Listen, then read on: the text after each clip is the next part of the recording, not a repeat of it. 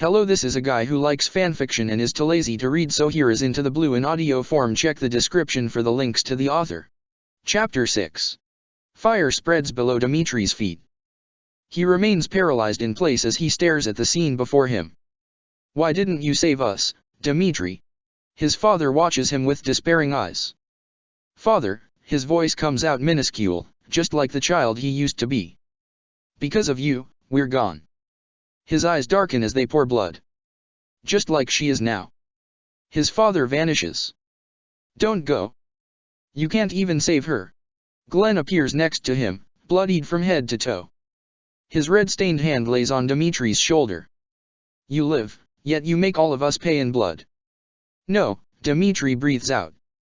Stop. Rodrigue places his hand on Dimitri's other shoulder. How much longer must you keep failing until we can rest in peace? The voices scream at him with their bloodlust and vengeful words. Kill them all. That's all you're good for. What kind of king cannot avenge us? She suffers because of you. They intertwine until they become a mortifying sound that replays over and over. Dimitri covers his ears to stop the voices, squeezing his eyes shut. To stop himself from going mad. Dimitri. His eyes open wide, his body staying in a standstill when he hears her voice. No, he shakes, his blood running cold. Dimitri. Tears take over him. No. Please don't be another voice. His body trembles, and he dares not to look at her. For he may be unable to recover if he sees what she has become in his mind. Beloved, his voice coming out as a desperate plea. Please don't do this to me. Dimitri. He feels her hand intertwine his. But instead of the ice-cold ones that mocked him just a few moments ago, hers is as warm and comforting as he remembers them to be. It's enough to turn his head. Yet, he bursts into tears, his heart pounding in terror as to what he might see. But as his eye finds hers, he is greeted with a smile. The same mesmerizing smile he has ingrained in his heart for eternity. She presses her forehead against his, caressing his cheeks gently. His breath hitches at the warmth that spreads across his body. A warmth not painful like the flames that engulfed his feet, but a warmth that is enough to thaw the sharp cold from the voices. He wants to reach out to her. To wrap her around his embrace. To feel her once more. Beloved dash, he calls out. Your Majesty. Dimitri wakes up from the voice that interrupted his dream, turning to Didier, who stares at him in worry. He rubs his eye and notices droplets glisten on his hand. He decides not to dwell on it. Has the sun risen yet? He asks Didier. Didier nods. Ingrid is tending to the wyverns with Lady Rhea. We will be able to continue our trip shortly. Dimitri gets up, stretching his arms and staring up at the sky. The sun has barely peeked out of the horizon, but it's enough light to make him fully awake. The sword of the Creator lays on the ground beside him, and his heart clenches at the sight. He picks it up gently, staring at the ancient relic. He takes a deep breath and straps it behind him. Shall we get going then? He steps outside of the tent, greeted by the sight of Ingrid strapping the saddles on his wyvern's back. She notices him as he approaches, giving him a salute. Good morning, Your Majesty. Good morning. He lets out a small smile. You don't have to be so formal, Ingrid. A blush creeps across her cheeks at the comment. Sorry. It's been a while since I accompanied you on a mission like this. And I appreciate your assistance more than you know. He glances at the wyvern. Have they rested up well?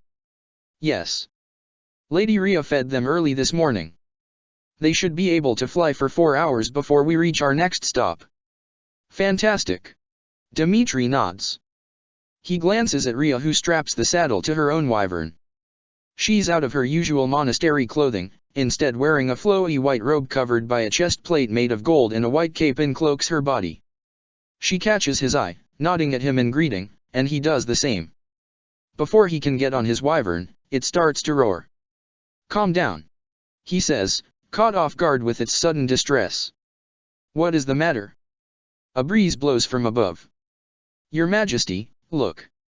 Ingrid points up at the sky, spotting a white-colored wyvern spreading its wings wide enough to cover the sunrise. Right next to it is another darker in its scales. Dimitri readies his lance. Was it an ambush? Hold it, there. A voice yells from above. Dmitri lowers his lance. He hasn't heard that voice in many years, but he remembers it like the back of his hand. The wyverns land, revealing the king of Almira in his intricate, golden clothing, and Hilda in her signature pink combat gear. Claude. Hilda. He gasps. What are you two doing here? We could ask you the same question. He beams. Rumors spread that the king and queen of Faerghus were spotted passing through House Goneril. Though. His eyes then land on Rhea. I guess only some part of that rumor was true. You two make quite the odd pairing. Well, isn't this a fun reunion? Hilda grins at the group. If I knew you were here earlier, I would have prepared a nice, warm welcome for you. We were only passing by, Dmitri explains. What brings you here? You're still in Goneril territory, you know. Hilda replies. I was curious to see if the rumor was true. It was exciting to think that we could reunite with His Majesty and our former professor, no less. Though. I guess this group is good too. Nice to see you again as well, Didu. Ingrid. And Lady Rhea, of course. I see you've been well, Hilda. Ingrid smiles, and so does Didu. It has been a long time. Rhea nods her head in greeting. You have grown into fine people, Claude, Hilda. Claude tilts his head in wonder. It must be quite the serious journey if both His Majesty and the former Archbishop are banded together. It's no secret that the kingdom and church could be pretty heated against each other. Dmitri and Rhea exchange looks. This matter is different. Dmitri answers lowly. His old friend watches them like a snake. You know, Hilda here knows the shortest pathways around Goneril. He continues. I think it would be of great help for your travels if you accept her hospitality to show you around. Yes, please. Hilda agrees. I'm sure my brother wouldn't protest against me showing you around. There's no need to spare the formalities, Claude, Dmitri says, suspicion under his gaze. Why are you really here? Claude's smile doesn't falter, though Hilda tenses up at the question. He chuckles. Always the mistrusting one, Your Majesty. Though why don't we discuss more about this when we're not out in the open? Dmitri hesitates, glancing at his wyvern. I'm sorry, Claude, but we don't have time for idle discussions. He mounts his wyvern, which is a cue for his group to follow. Before Dmitri can fly out, Claude stops him. She won't be there. Dmitri's hands freeze on his reins as he stares at Claude, shell-shocked. And it's too dangerous to go there alone. Claude mounts on his own wyvern, holding Dmitri's stare. Dmitri purses his lips, glancing at his friends, who slowly nod at him. His grip tightens on the reins. Fine. Lead the way. The group lands in Fodlan's Throat, at its main fortress, which crowds with Alliance soldiers. It feels like ages since we came here. Ingrid gasps, as they walk around the fortress grounds. It's bigger than I remember it to be. And more crowded. There's more to appreciate when you're not busy protecting the fortress from thieves. Hilda beams. Claude leads them to one of the vacant strategy meeting rooms. It's been a while since somebody's stepped in here. After all, we didn't really need this after the end of the war. He chuckles half-heartedly. Well, until now, that is. Dmitri grows irritated at the light joke. Claude. The king of Almira holds his hands up in defense, then gestures to the seats. Make yourself comfortable. Hilda enters the room with rolls of paper in her arms, placing them on the table before she sits next to Claude, opposite of their main visitors. You might want to take a look at this. Claude hands Dmitri the smaller scroll and he begins to read. Not long after the war, we retrieved a posthumous letter from Hubert during a campaign against some remaining skirmishes in the Empire, Claude says. That's how we heard about the stronghold Shamhala, though he provided no information as to where it was. So you knew about this place? Didu says. This. Shamhala. Knew about it longer than Her Grace discovered it. Claude admits. Why didn't you say anything? Dmitri looks up from the letter on his hand, more confused than angry at the new revelation. We didn't know where their stronghold laid nor we see any threat yet. Hilda explains. That was until we got reports that there were troops from the Church of Syros traveling through Mridin. Then a few days later, we found them trekking through just at the south of Goneril in Ordalia, led by one of the knights of Syros. Catherine, Dmitri answers. He can just imagine the knight lead her troops out of the battle, despite being beaten and bruised. That's right. We dispatched some surveillance troops around the area. It was weird that those from the church was loitering around Alliance grounds. Hilda glances briefly at Rhea. We didn't know if our territory was getting threatened. Rhea doesn't react to Hilda's statement except for a lowered gaze. Anyway, we found some of the fallen around Hyrm, and that's where we found the entrance to the stronghold of those who slither in the dark. This is information we already know. Dmitri frowns. I don't see how this is helping us. Claude gives him an exasperated smile before unrolling the larger scroll. It reveals an intricate map. This is, Dmitri widens. Shamhala's interior. Claude answers. Don't tell me you were gonna go in there blind, were you? How did you get this? The surveillance troops retrieved only a fraction of this from one of the fallen Agarthan soldiers. They had to draft the rest up based on others who survived. Seems like a lot of them were fleeing their stronghold at the time. Not sure why they would do that, unless it's to take revenge against the surface. Rhea says calmly, staring down the king of Almira. It seems like their time has finally come. A sense of urgency comes to Dmitri. Do you know where they were fleeing to? Do you think they know where? He pauses. Where she is? I'm not sure. Claude confesses. That's why we were going to Shamhala ourselves to investigate. At least that was the plan.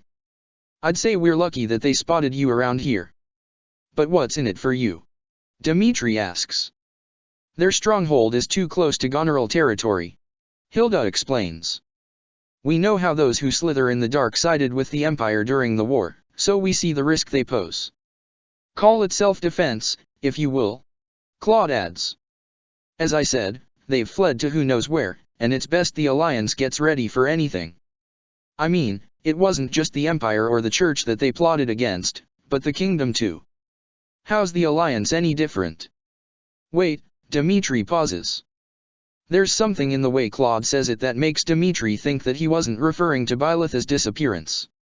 You said they plotted against the Kingdom. What do you mean? Claude and Hilda exchange looks. They were responsible for the tragedy of Duskur. The whole room falls silent. Dmitri remains frozen in place at the revelation, images of the massacre flickering in his mind. What do you mean they were behind the tragedy of Duskur?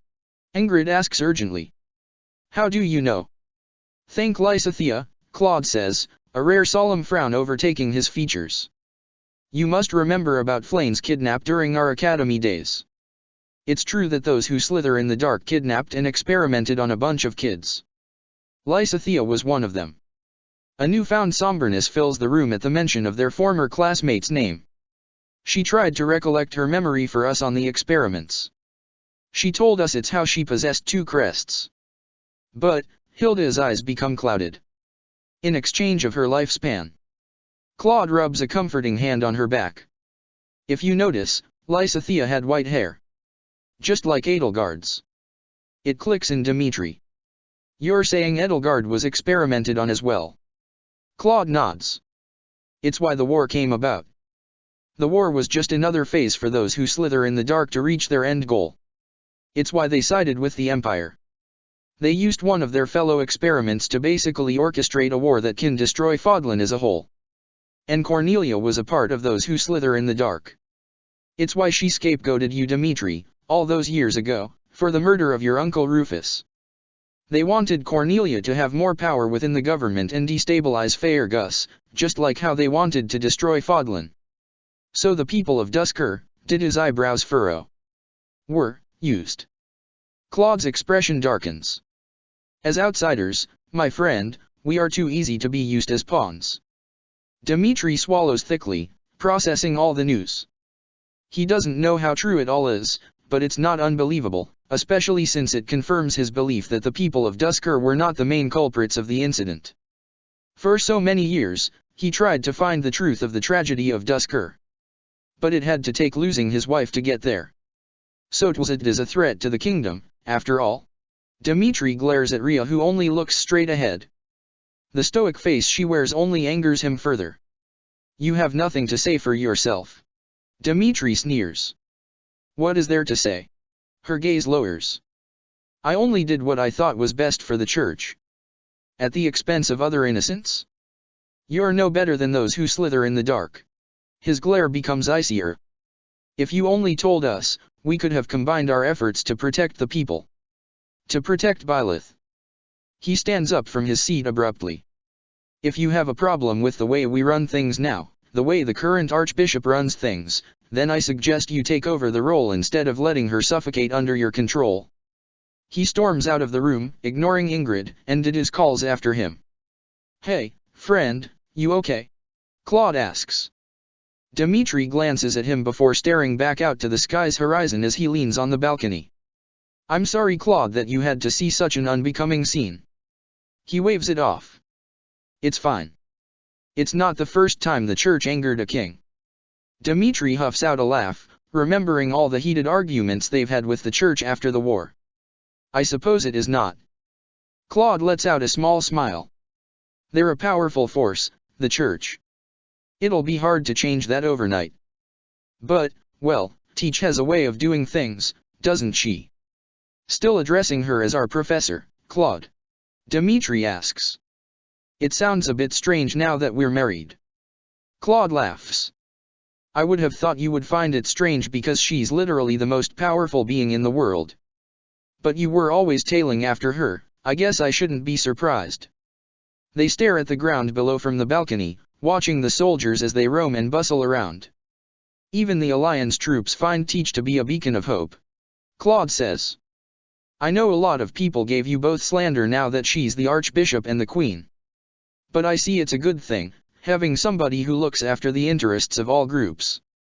His smile softens. Almost like a united Fodlan. If anybody, it's Teach who could achieve such a world. Dmitri stares at his friend. That's why you want to help us. Of course, it's also to protect the Alliance. Claude clarifies. Who knows if this will just lead to another full-blown war? He frowns. She might be a beacon of hope, but her presence poses a big threat to everybody too. Dmitri gulps. What are you trying to say?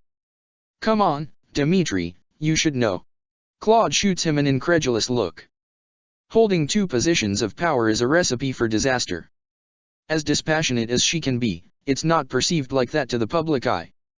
To the people of Faerghus and the church should strictly be separate from the state. She holds too much power.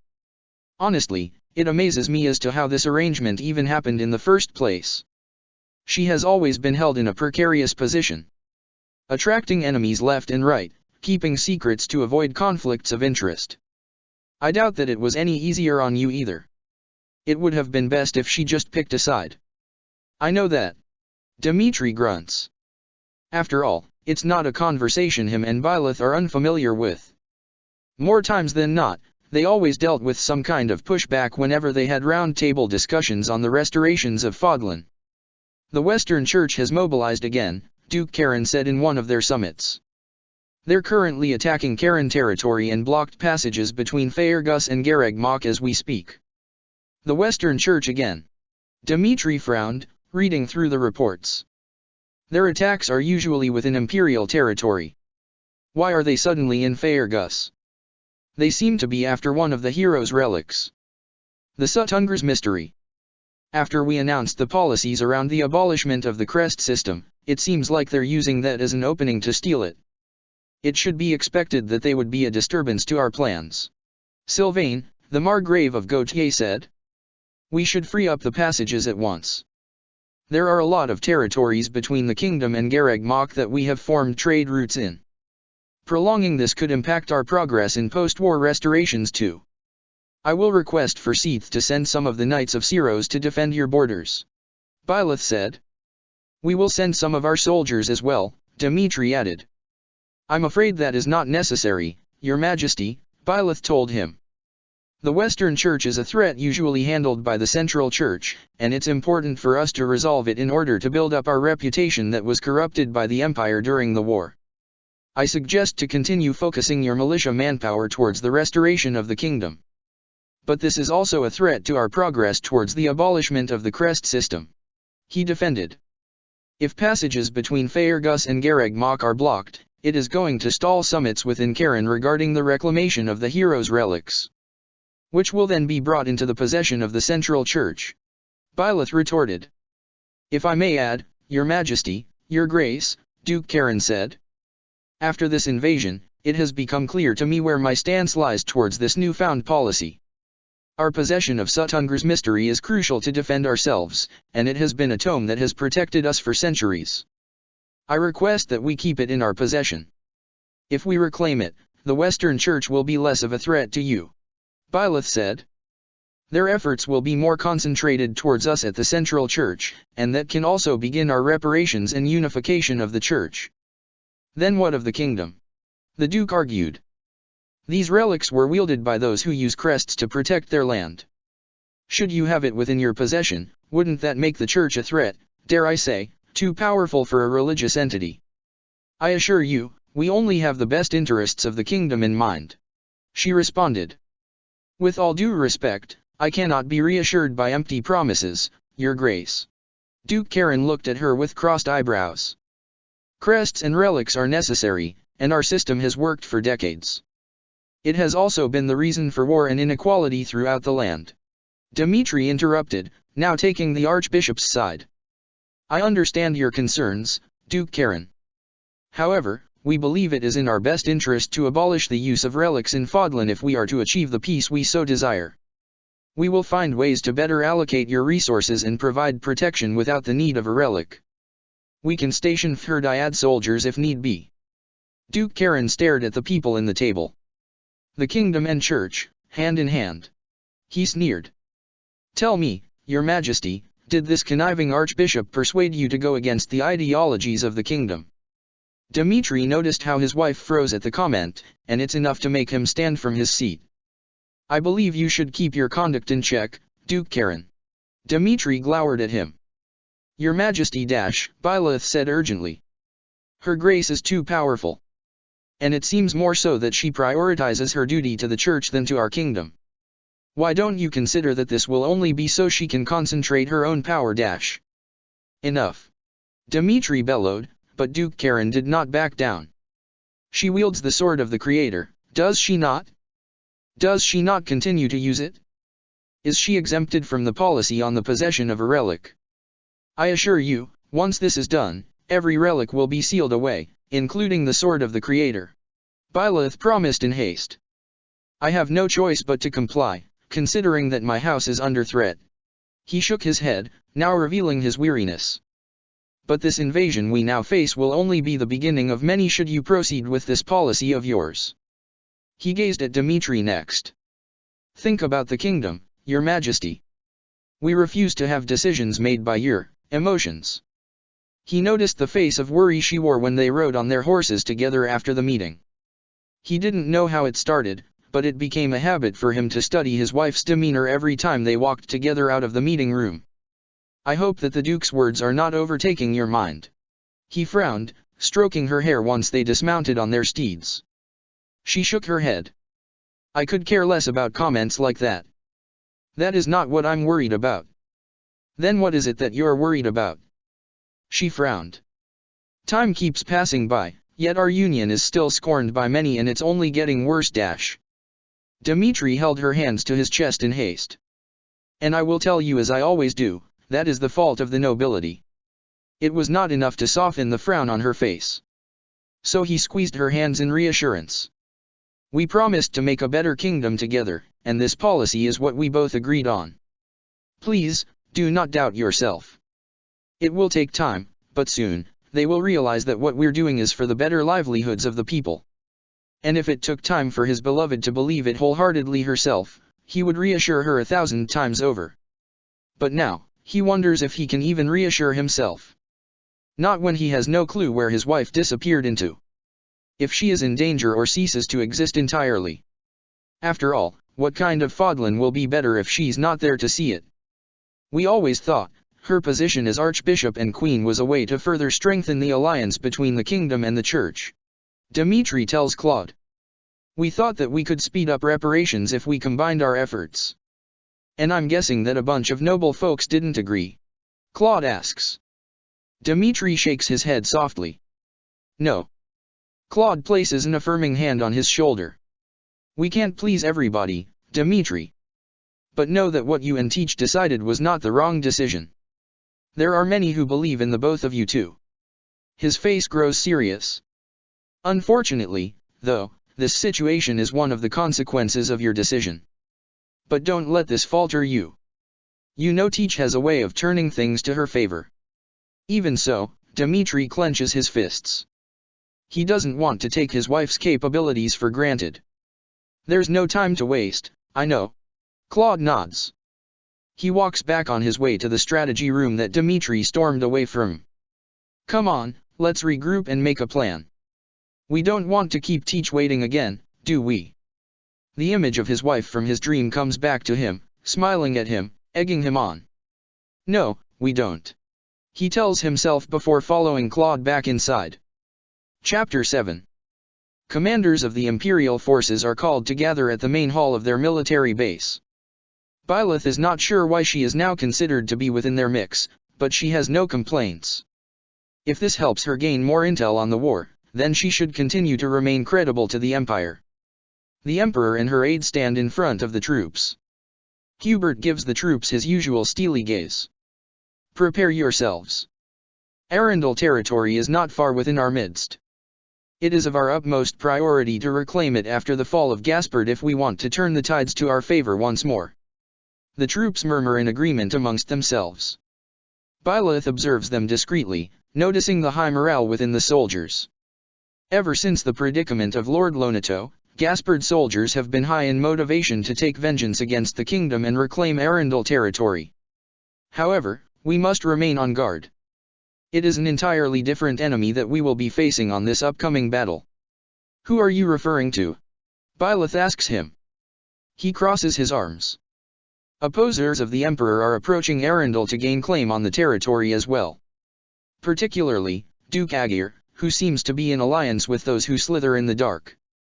Byleth's eyes widen slightly at their mention.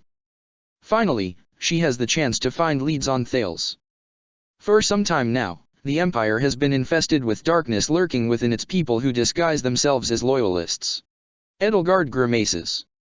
They have made a puppet of the Emperor, and plot with disloyal subjects to seize control of the Empire. It's no surprise that Duke Aegir plans to strike now that I am put in an unfavorable position. Her hardened gaze meets those of the commanders. Our objective is to stamp these traitors out, seize the strongholds, and reclaim Arundel for our own. She clenches her fists. These villains have had free run of my house for too long. Today, I take it all back. The troops cheer at her declaration. Byleth stays silent, carefully observing the Emperor resolve.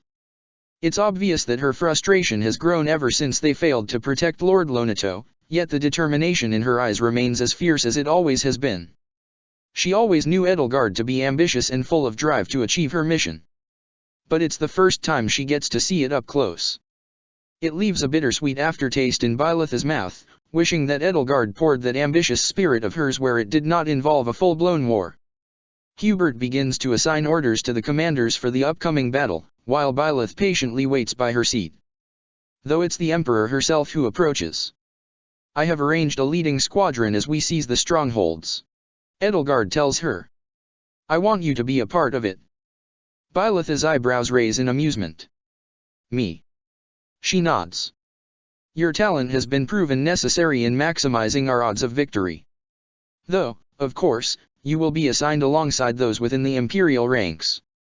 The Death Knight is planned to be paired with you as our main offensive, whilst Bernadetta will take control of long-distance attacks. The Death Knight. Byleth has yet to find out who they are behind the mask. That's when her eyes land on the people behind Edelgard.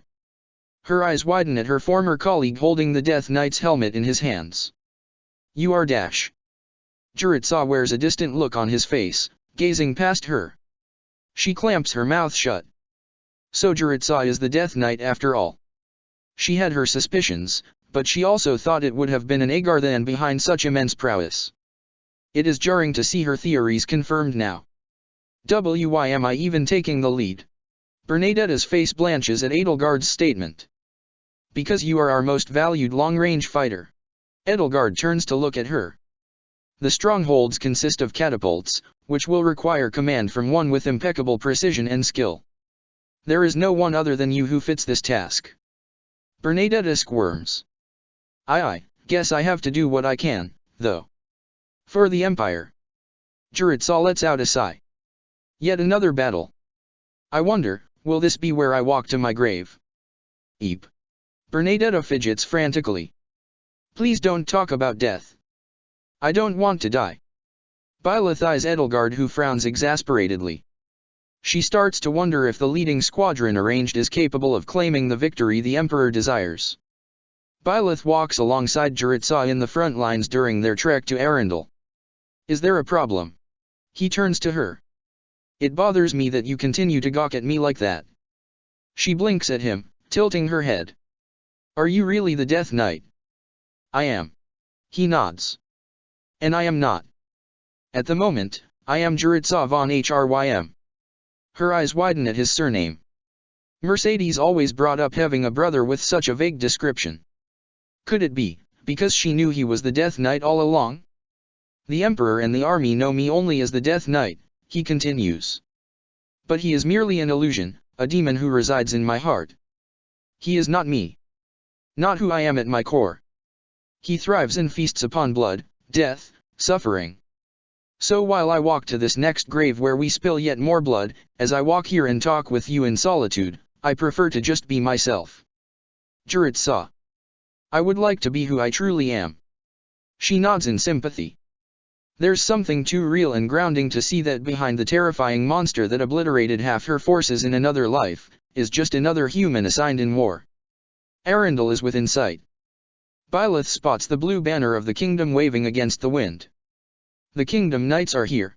One of the soldiers gasps in disbelief. They're small forces. Hubert analyzes. They should be no match against us. Arundel will be ours today. It's best if we slip in the back. Monica whispers. The knights must have thrown the court into disarray. Edelgard purses her lips. In that case, we'd best find and apprehend Duke Aegir and Lord Arundel before they grow wise to our scheme. Duke Aegir should be in the central stronghold. Hubert tells the leading squadron. We'll enter through the back way. The guards along the way are in his employ, so deal with them as you must. Alas, he urges to be released. Juritzai's eyes are filled with bloodlust as he puts on his helmet. He breaks from the group first, galloping away on his steed.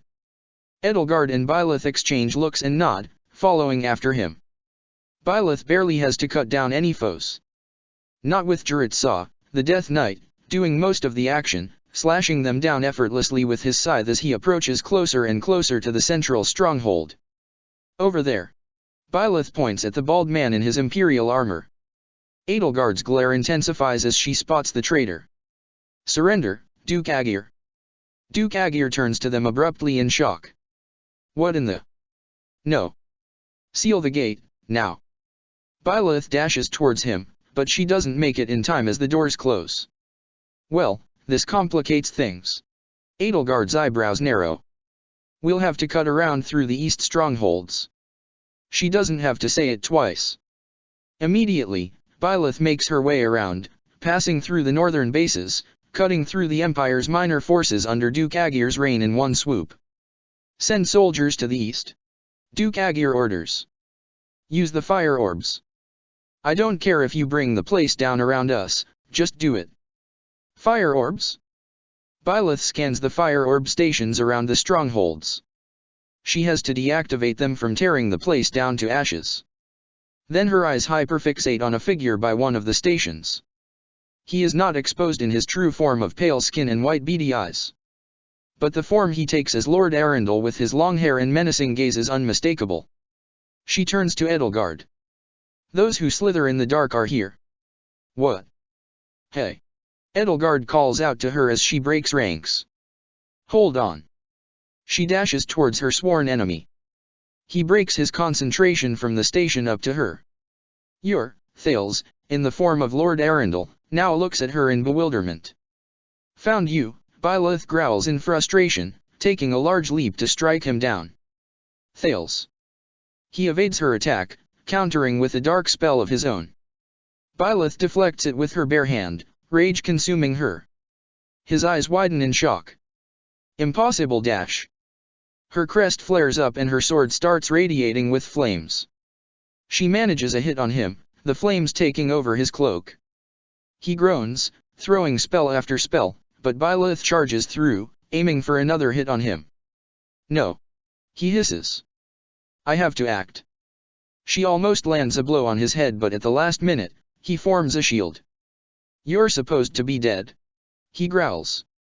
They meet eye to eye now, struggling to take dominance.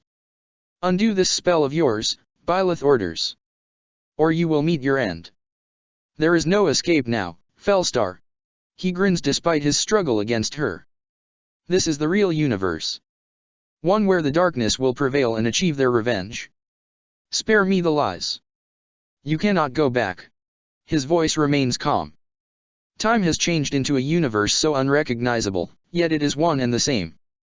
And you will see soon that you must perish. Her anger overtakes her, striking him with her sword from below, and he staggers backwards. I know when I am bested. Thales pants, watching her in irritation. In the momentary silence, a vortex begins to surround him, discarding his disguise and revealing his true form. He prepares yet another attack of fire magic towards the Emperor. Byleth roars, intercepting the spell with her sword. Thales conjures a shield before backing away from her. We are the darkness itself. Thales warns. And the darkness cannot be slain. He warps away, vanishing and leaving nothing but the debris that were below his feet. Edelgard catches up to her, pushing through Imperial forces who start to retreat. Byleth purses her lips in frustration, locking eyes with the Emperor, ready for a scolding. They escaped. But Edelgard merely sighs. Cowardly of them. Byleth pants quietly, lowering her sword. You cannot go back. She tenses as she recalls Thales' words. Just what did he mean? Before she can dwell on it any further, a blast is heard from the front entrance. The kingdom armies appear, storming in. Byleth immediately realizes the challenging gaze that greets them. Nice of them to open the doors for us. Felix smirks. He wears his ponytail longer than she is accustomed to, in attire that is exactly that of what he wears as Duke Frildarius. He may look different, yet his stance and how he wields the sword remains the same. Now let's take control. Enemies. Bernadetta shrieks. Oh, they're coming to get us. Everyone fend for yourselves. Why are the main forces here now? Edelgard curses. Doesn't matter. Looks like we have no time to rest. We're in for another fight. She looks at Byleth. Hold them back while we seize the strongholds. Bernadetta, protect the catapults. This fight might just be exciting after all. The Death Knight declares. I'm coming too. Byleth sighs, growing more irritated at Thales' control of the tides. We can't let them keep pushing us around. She tells herself. A spell heads their way and Byleth manages to block it with her sword. Gah! Bernadetta panics at the sudden attack, flailing her arms desperately. A little long-ranged help, please. Byleth nods, readying her sword, scanning the direction of the attack. I'll hold them off. Byleth readies her sword, scanning the direction of where the attack was. The appearance of the kingdom's main forces was completely unexpected, and Byleth's mind runs its gears, thinking of a plan. She certainly wanted to turn the tides for the kingdom to their favor, but she had to find a way to keep Bernadetta out of harm's way. Unless, if the kingdom found her, would they allow her to yield? Bernadetta, Byleth turns to her slightly, eyes still glued at the front. Should you be cornered by kingdom forces, surrender. What? Bernadetta sputters. Don't scare me like that. Your survival is your first priority. Byleth tells her, deflecting another spell. Do not fight a fruitless battle. If you yield, there's a chance they will spare your life. Do you understand? Despite the girl's trembling, she nods. Oh okay. She hurriedly flees on her steed to the catapults, gripping on her bow. Byleth remains behind, trudging through the path where the attacks are coming from. Then, a familiar flash of orange floats through, causing Byleth to halt in her tracks. Her eyes meet those of Duchess Frildarius herself in her younger form.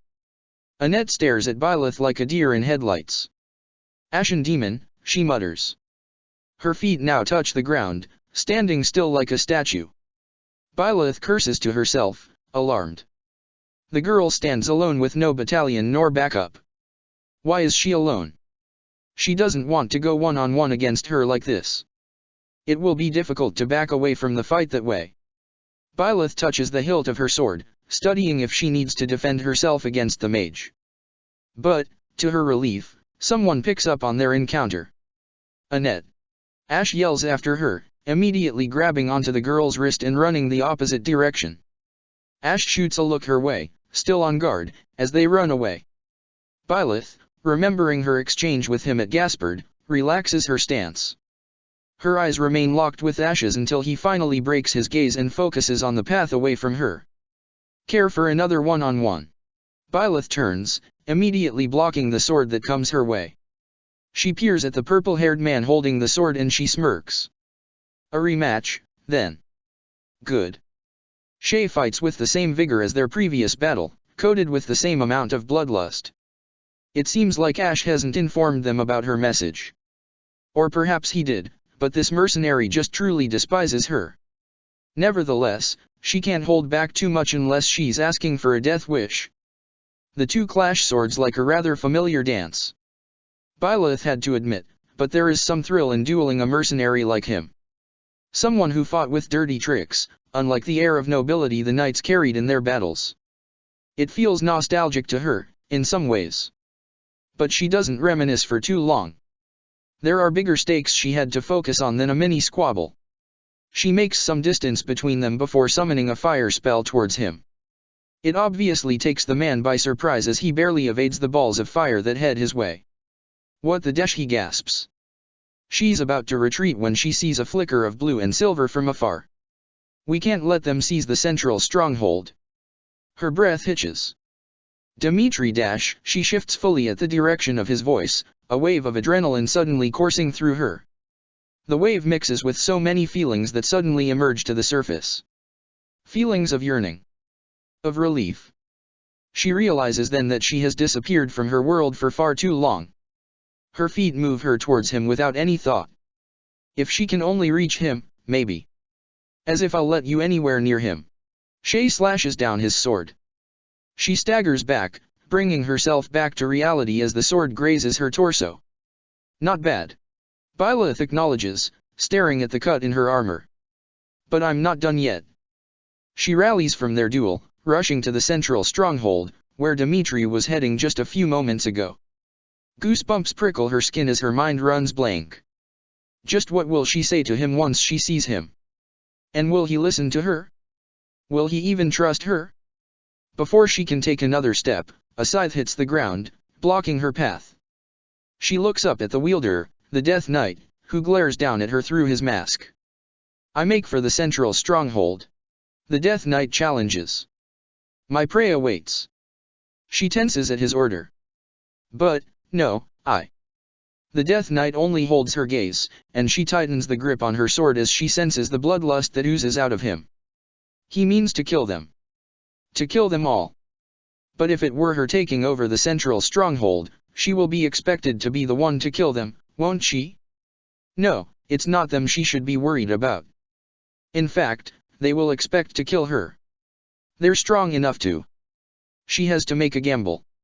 Either they kill her, or perhaps, with the combined strength of the kingdom, the Death Knight will face his demise and the kingdom will have the upper hand once again. She breaks from his gaze. She's so close. So close to reaching them. Fine. Byleth relents wearily. I'll handle the strongholds on the perimeter, then. And not long after, she sees that she's proven right. At the heat of the battle, she finds that rains of fire shoot from the catapults to the central stronghold. Byleth stares at the fire from above. If the catapults are now against them, Bernadetta must have been defeated. She prays that she was allowed to surrender. But weariness starts to overtake her. Their numbers have dwindled drastically, and with the fall of the central stronghold, they now have a certain disadvantage. At this rate, she's sure that she's expected to be back up with all these heavy losses. She sighs. It's been a long time since she handled the work of a mercenary. Times of peace must have caught up to her. Before she can regroup with the rest of the troops, Shay emerges in her path once more. What a persistent guy he is, she thinks. How many times have we fought now? Byleth asks, curious about the man's determination to defeat her. She points her sword at him. Either way, this will be the last. You're right about that. I'm not letting you leave here alive, Ashen Demon. They exchange swords once more, but there's something in the man's strikes that are more aggressive than before. They're faster and cleaner, as if he had not been worn down by the hours of battle between the kingdom and the empire. Shay starts to gain the advantage, as Byleth holds her ground against him, taking more of the defensive position. Her panting becomes heavier, and her vision grows blurry. Is she really going to faint in the middle of the battle? That's unlike her. Suddenly, she falls into utter darkness. Such vexing arrogance for one so small. A childlike voice echoes in her mind. Suthies. Byleth looks around her, yet she sees nothing except for the pure, pitch black around her. Perhaps you truly are one of their descendants. She flinches at the searing sensation in her hair. The sensation, it's familiar. In any event, you labored to destroy my vessel, did you not? That is a deed most foul. She hears a scream, and she becomes fully alert. One you will pay for with your life. What is Suthies doing? You cannot hope to win so bound in flesh. Pitiful. Byleth squeezes her eyes shut. Suthies, stop. She falls to her knees, touching the cool darkness with her magic. You can run all you like. Her blood boils, and the magic around her intensifies. Enough. Magic encircles her, bringing light to the darkness below her feet. Why do you fight me? The pure black around her shatters, and she finds her vision clearing. Byleth holds a hand to her chest, gasping for air. She catches sight of Shay, but he's far away from her, running away for once, instead of engaging in battle. The scream, it must be from him. There's no doubt about it. Suthies attacked him, taking control over her body while doing so. Never before did Byleth experience losing control of her body. This Suthies, it's unlike the friendly presence she remembered feeling when she used to reside in her conscience. This one took control of her body without permission. Without remorse. She searches deep in her mind, calling out to her former friend. Why, Suthies? Chapter 8. A glove does not defy the hand, and yet you've done just that. Suthies glowers at her. Suthies is my name, yet I am also called the Beginning. I am progenitor and mother to all who call Fodlan home. The aura Suthies radiates as one of authority. Her gaze pierces Byleth without a trace of warmth. Where am I? Byleth asks. Even the surroundings that manifest around her now is not one she remembers. There is more than just her glowing throne. Lights shine in blue through the darkness, revealing the ground of cobblestone beneath her feet. There is more life, more presence, in the world Suthies has created for herself. I am not here to answer all you ask. Suthies says, her neutral expression deceiving her irritated tone. Yet I will grant the one. You stand before my throne. If you so wish, then take a seat. But know then that your flesh is mine to wield. You lack the power to resist. My flesh? Byleth flinches in surprise. What are you saying? You should not have interfered. She bellows. I could have cut that wretch down with a stroke. Oh, that one vexes me so. When next we meet, I must step in and deal with them myself. It is quite clear that you cannot my power safely wield. Do I speak plain? Byleth only stares at her like a fish out of water. Why does she talk like that? Not in the slightest. I have so many questions. So many indeed. For instance, does Suthies remember her at all? Her exchange with the goddess hardly feels like a reunion. And does she know how to bring her back, if she can even go back at all? Thale's words echo at the back of her mind. Is there even a home to get back to now? Before she can ask, she is interrupted by a voice. Hey, lazy bones. Get up already. Byleth groans at Geralt's loud voice. She blinks out of her daze, reluctantly getting up on her feet. In front of her greets Geralt and Eloise, both staring at her without saying a word. She wonders why. You sure you're all right? Geralt frowns. You don't seem like yourself. I'm fine. She pauses, thinking of an excuse. Just a strange dream. Like the ones you used to have. Byleth nods. Yes. But this time, we talked. Huh. You fool. That was no dream. Byleth grunts at Suthy's yell booming inside her head. She isn't used to having a voice in her head nag at her after so long. I know that, Suthy's. What's wrong? Geralt watches her in concern. Nothing. She stops, frowning. On second thought, I think there is something wrong. She touches her hair, remembering the faint singe she felt. Now that Suthy's has awakened, she has a feeling that she knows why Geralt was staring at her so curiously a few moments ago. I mean, my hair's still a different color, right? Yes, and your eyes too. He nods vigorously, his eyes widening in stupor. How that happened is beyond me. Anyway, we lost the battle, so probably best to wave this place goodbye and find somewhere to rest up. She nods mechanically. She can barely remember the events that happened after she broke free from Suthy's control. As soon as she did, she blacked out once again. But the Empire lost once more. She supposes she can find solace in that. Is that a fact? Suthy's asks. Byleth grimaces, still unaccustomed to the voice in her head persisting like a bug. Actually, I think I'd feel more comfortable staying here on the battlefield a while longer. I just need to swing my sword around, get my head on straight. Don't worry. I'll be fine. If you say so. Geralt eyes her carefully. But if it gets any worse, tell me. This isn't an enemy we can beat if we're not at full strength. We're not just up against the kingdom here. They've got the church on their side too. And the Knights of Syros. This will be a trying battle indeed, Eloise agrees. But I will follow you to the ends of the earth if I must, Captain. Even in the face of my own former colleagues, I won't pull a single punch. Thanks, Eloise.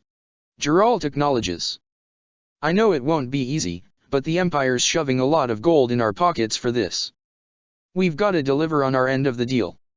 Even if it means taking on the Knights of Syros to do it. Byleth shifts her gaze between Geralt and Eloise. Seems like Eloise is still left in the dark. Yet the narrowing of Geralt's face makes her think there's more in his mind. You look troubled, Geralt. She notes. Is there something wrong? Geralt quirks an eyebrow then glances at Eloise. Can't hide anything from you, can I? It's just, I have history with someone from the church. And I'd rather keep it as history, if I can. I don't want anything to do with them, not as enemy or ally. She supposes he still has reservations with Lady Rhea. Even if he is supportive of her plan, that doesn't mean he's willing to ally with her. She wanders alone in the forest, parting ways with the two mercenaries. She swings her sword aimlessly, immersed in her own thoughts.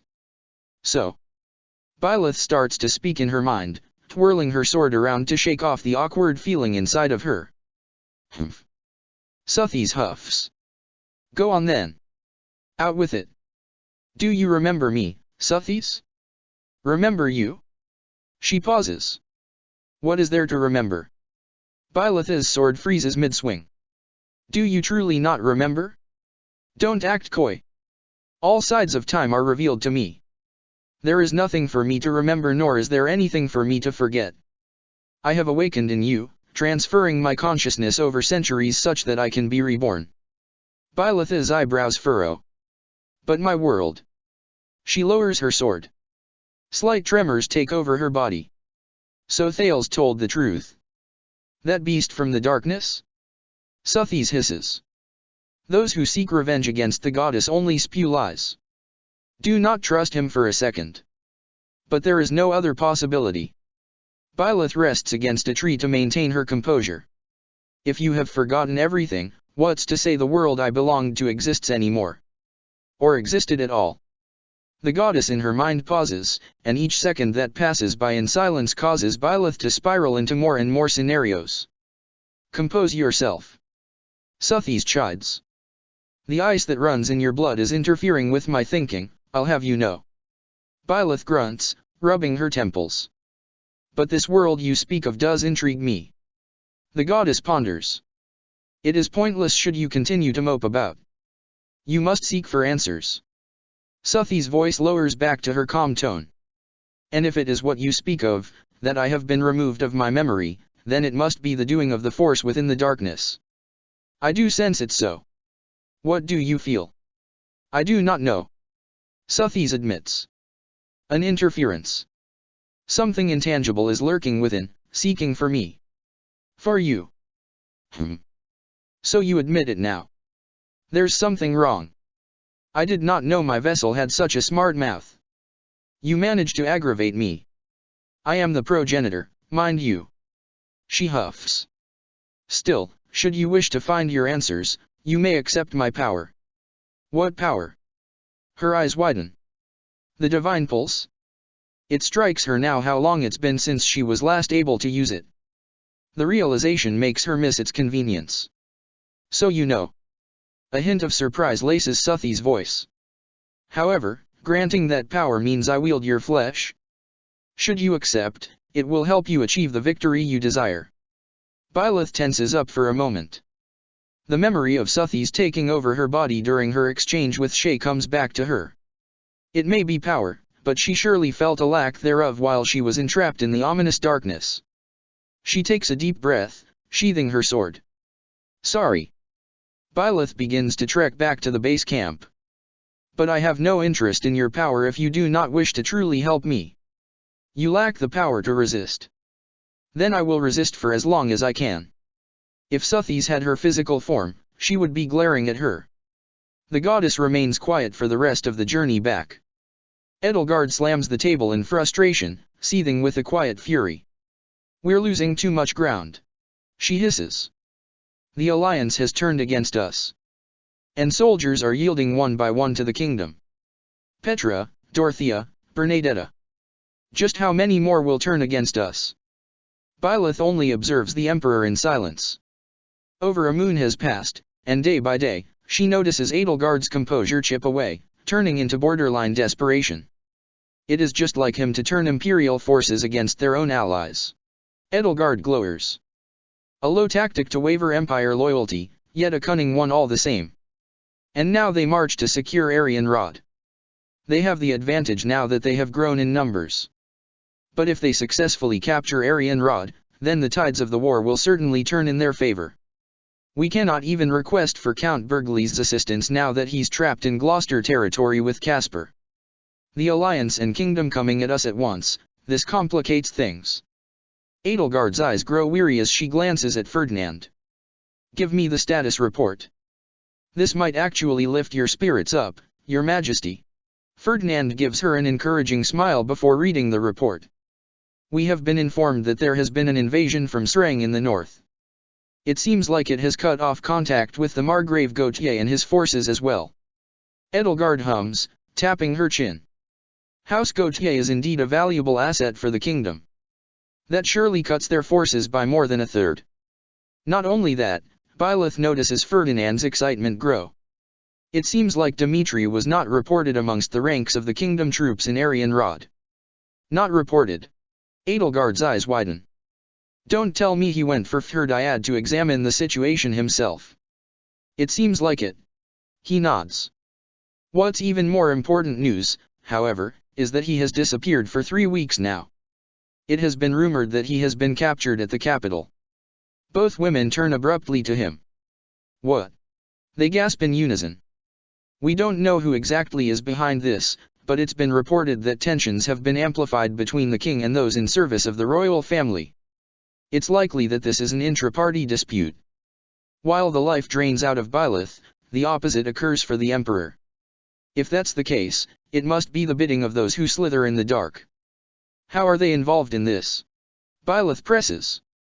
It is only a theory, but those who slither in the dark always had an agenda to claim power throughout all nations and wreak havoc towards humanity. Edelgard says. You saw so yourself, when my uncle revealed himself to be one of them. The same could be said about the kingdom. Time and time again, their actions of vengeance has created misery and tensions between the three powers. Crest experimentations. The tragedy of Duskur Dash. Byleth catches the latter immediately. What do you mean the tragedy of Duskur? Edelgard watches her curiously. They were the ones who assassinated the late king and scapegoated the people of Duskur. It was a strategy of theirs to create disorder within the kingdom and facilitate their infiltration within the higher ranks. Byleth lays back on her seat, her breath hitching. So it was not. She swallows her words before she says anything careless. But then, does this mean that all this time, they were looking at the wrong enemy? Flashbacks of her husband's immediate rage upon Edelgard revealing herself to be the Flame Emperor comes back in her mind. His descent to madness was because of her and the belief that she instigated the whole attack.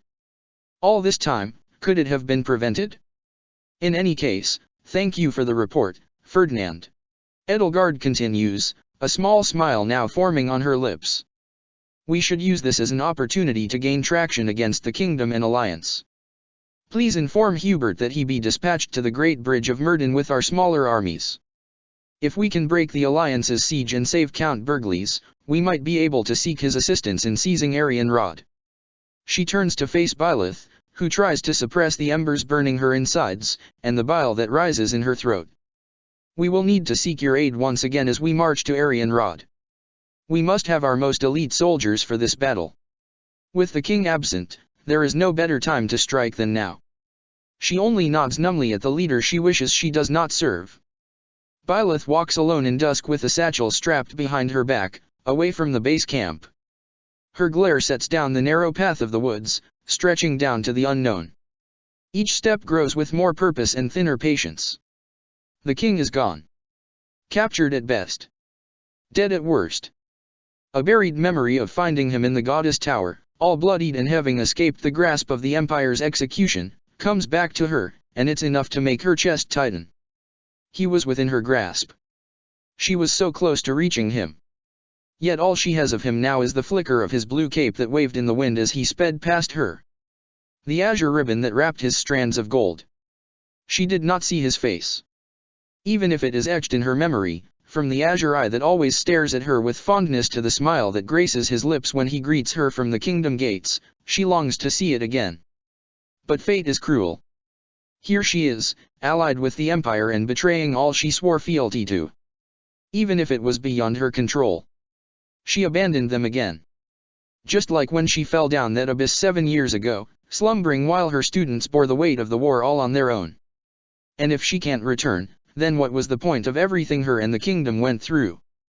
They have to go through the war yet again, suffering from the pains of war and grieving of loss once more. Is this what she is destined for? To abandon them and aid in their suffering? For all the powers she had within her, she feels powerless now. Questions burn in her mind, seeking desperately for a truth. The truth of what fate lies for her world. The truth about the tragedy of Duskur. How can she confirm the truth when she can only get answers from the very people that could not be trusted?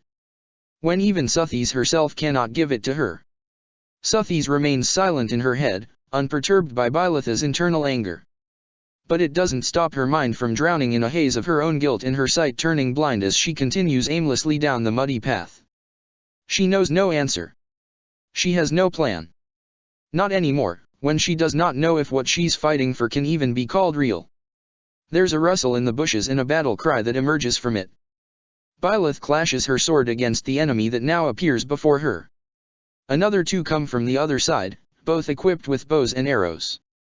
She glances from the snipers to the swordsman in front of her. How unfortunate. The swordsman growls. Here we thought we could ambush and take down the Emperor's main command. But then a sly smirk crawls upon his face. Oh, well, guess the Ashen Demon will do. Byleth deflects his strikes, stepping backwards as she regains her composure. She sees an arrow head her way, so she sidesteps quickly while pushing the soldier away from her to gain some distance. Under the moonlight, Byleth catches the glimmer of blue on the swordsman's uniform. "You're from the kingdom," she observes. She barely dodges the next arrow that shoots toward her, and it grazes the side of her shoulder. Still talking in a 3-on-1. He stares at her, amused. "You really are as skilled as they say." She stops for a moment, a plan passing through her mind. Before she thinks twice, she drops her sword, putting her hands in the air. "I yield." It definitely catches her opponents by surprise. Wadash! The swordsman's eyes widen like saucers. He quickly regains his composure, pointing his sword at her. "Take me as your prisoner, send me to the kingdom if you wish," she says with a shrug. The swordsman raises his voice to a yell. "You think you can fool us with your dirty tricks? I could end you three with one stroke," she says. "I don't have to resort to lying to do that." She raises her arms even higher to emphasize her point. "Go on. Take me as a prisoner." The swordsman grits his teeth, raising his sword. "What a joke. As if we'll fall for the Empire's schemes. Oh well. Guess it was worth a shot." Before she can react to his incoming strike, a lance pierces through the swordsman. Geralt, Byleth is taken aback at the figure in front of her. "What are you doing here?" Geralt only glares at her before he charges toward the two snipers. She quickly picks up her sword, ready to defend, but he strikes them down before she can do anything. The three enemies lay below their feet, bloodied and barely breathing. They will surely be dead by sunrise if they don't get medical attention. She sighs, bending down to emit her faith magic over their wounds. "If you survive this," she tells them, "I suppose you can send the kingdom a message now that you know I'm serious." She stands back up, adjusting the satchel on her back and sheathing her sword. She turns to Geralt, who only glowers at the three enemies. She's about to walk away and continue her journey until Geralt stops her, his voice growing cold. "What do you think you're doing?" She does not stop. "I'm going to the kingdom." "No, what did you think you were doing?" he repeats, and now she looks at him properly. His eyes reflect a kind of rage she's never seen in him before. "You gave them a free pass to kill you. I would have been fine," she counters. "I've dealt with plenty of battles where I was disarmed." "Yeah, with a clear head," he rebuts. "I noticed how you moved. You were sloppy. Well, I survived. I can thank you for that if you want." "I don't want to be thanked. I want to know what's going on." His voice becomes harsh. "Going off alone, resorting to a plan of surrender with no guarantee that they would spare your life. What the hell is your plan?" "I'm going to the kingdom." "And?" he challenges. "I'll figure it out when I get there. All I know is that I have to get a move on." "You can't go there if you don't know what you're doing. The kingdom is heavily armed, and much bigger in numbers now. They won't go easy on you. I won't fight them. They're not the enemy. They don't see it that way." His glare hardens. "You're still the Imperial mercenary in their eyes. You don't think they'll wonder if the Empire has something up their sleeve? You don't think they'll kill you at first sight? You'll be outnumbered. By a lot. That's a suicide mission you're asking for." She sighs. "Why does it matter to you? You know I can handle myself. I'm your father. Of course it matters. You're not to me." Her words come out like a fact, but it's sharp enough to break through Geralt's anger, replacing it with something far worse. Heartbreak. Byleth has worn that same expression when she lost her father. She never thought she would be at the receiving end of it now. She swallows thickly, averting her gaze. "I told you. I'm from somewhere completely different. My father is dead, and I'm not your daughter." She does not know if she believes herself. Not when doubt stirs in her now, Thal's words coming back to her mind. Time has changed into a universe so unrecognizable, yet it is one and the same. "I heard some noise coming from over there." Byleth perks up at the voices and the torches that light up from afar. She grips onto her satchel. If she does not go now, the Imperial forces are going to catch her. She takes a step, ready to flee, but she finds Geralt's hand locked around her wrist tightly. She stares at his hold, surprised to see how his hand trembles. Her eyes meet his, seeing now just how distraught he looked with his furrowed brows and pursed lip. "You can't die before me, kid," he pleads quietly. Her resolve completely shatters at the sadness in his eyes, and the way he almost begs. She trembles. How selfish! How selfish of him to ask that of her when she wished it had happened otherwise. When she wished she did not have to see him fall and die in her arms. Her hands loosen their grip on her satchel, now falling to her sides, and she lowers her gaze to her feet in shame. Geralt slowly lets go of his hold on her, watching her intensely, as if she would just bolt away any minute. The Imperial soldiers catch up to them, their torches lighting up their face. "Geralt? Byleth?" Randolph glances between the two mercenaries. "What are you doing, causing a commotion so late?" Byleth is the first of them to answer. "I couldn't sleep, so I went out for some fresh air. Then some bandits ambushed me." "Bandits?" Randolph's gaze now lands on the Three Kingdom soldiers on the ground. He's about to kneel for closer inspection. "There's no need to check." Byleth speaks like it's an order. His attention returns to her as she passes him, eyes remaining forward in the direction that leads back to the base camp. "I made sure they're dead." Chapter 9. Byleth sits on the bench at the edge of the camp, fiddling on the burnt pieces of wood from the bonfire with a twig. The kingdom has gotten back on their feet ever since the retrieval of the King of Faerghus. When she heard of the news in one of the strategy meetings, she thought she would feel relief. Instead, the guilt and shame she felt grabbed a hold of her more tightly. For she only idled about, staying with the enemy and did nothing. She's failed him. Again. She always did. During the war. After the war. Even now, where he's unreachable, she still manages to fail him. Arianrhod has weakened ever since Dimitri's disappearance, and the odds of the war is slowly becoming in the Empire's favor. The numbers in the Imperial army have doubled ever since the siege in Arianrhod, and it only continued to grow once they set up their camp within the walls. As they grow, so does Byleth's exasperation. The camp has become less and less pleasant to stay in. Familiar faces have disappeared, having yielded to the kingdom or have been dispatched to other territories. Those who remain in the base camp are the Emperor and her two lieges, Ferdinand and Hubert. But she barely sees them unless they give her specific orders. Juritzau is there as well, but he seems to prefer his sole company.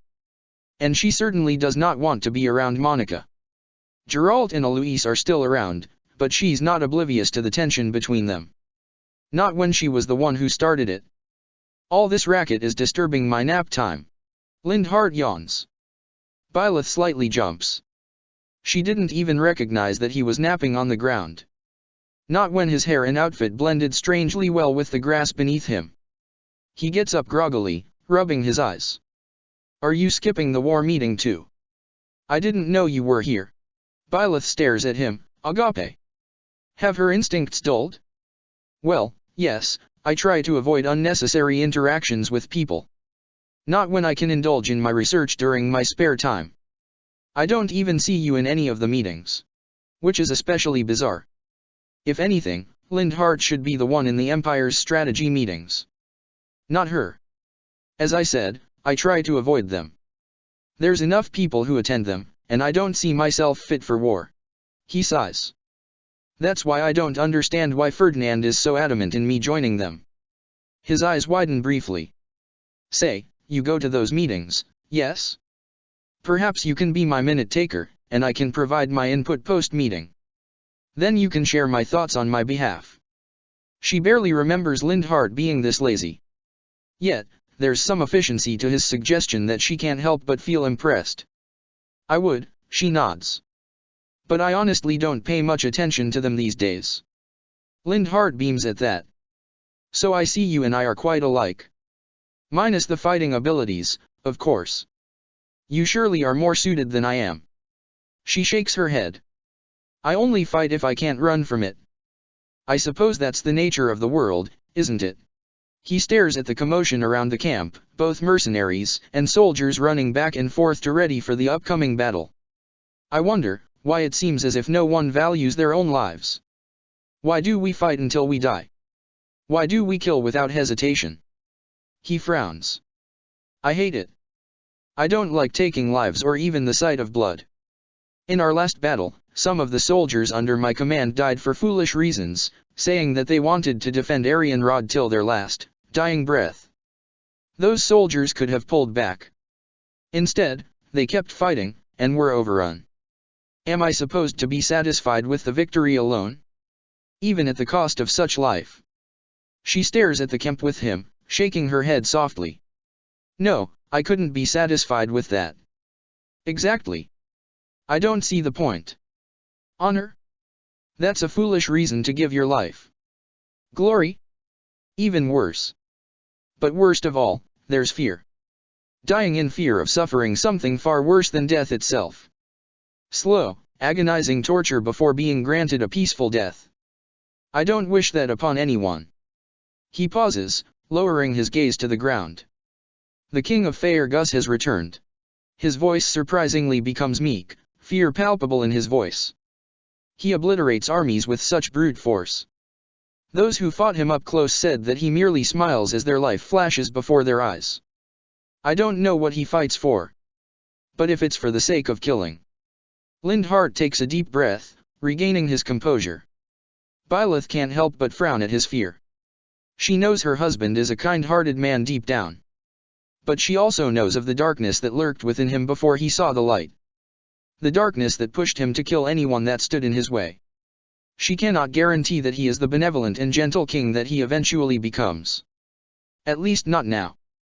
She doesn't know if it's the doing of the Blue Lions who ensured that the students of the Black Eagles were spared from his hands, or how much convincing it took to spare their lives. She doesn't know. But all she's sure of is that each one of them were protected and didn't die a needless death on the battlefield. A feat that even she was unable to pull off back in the First War.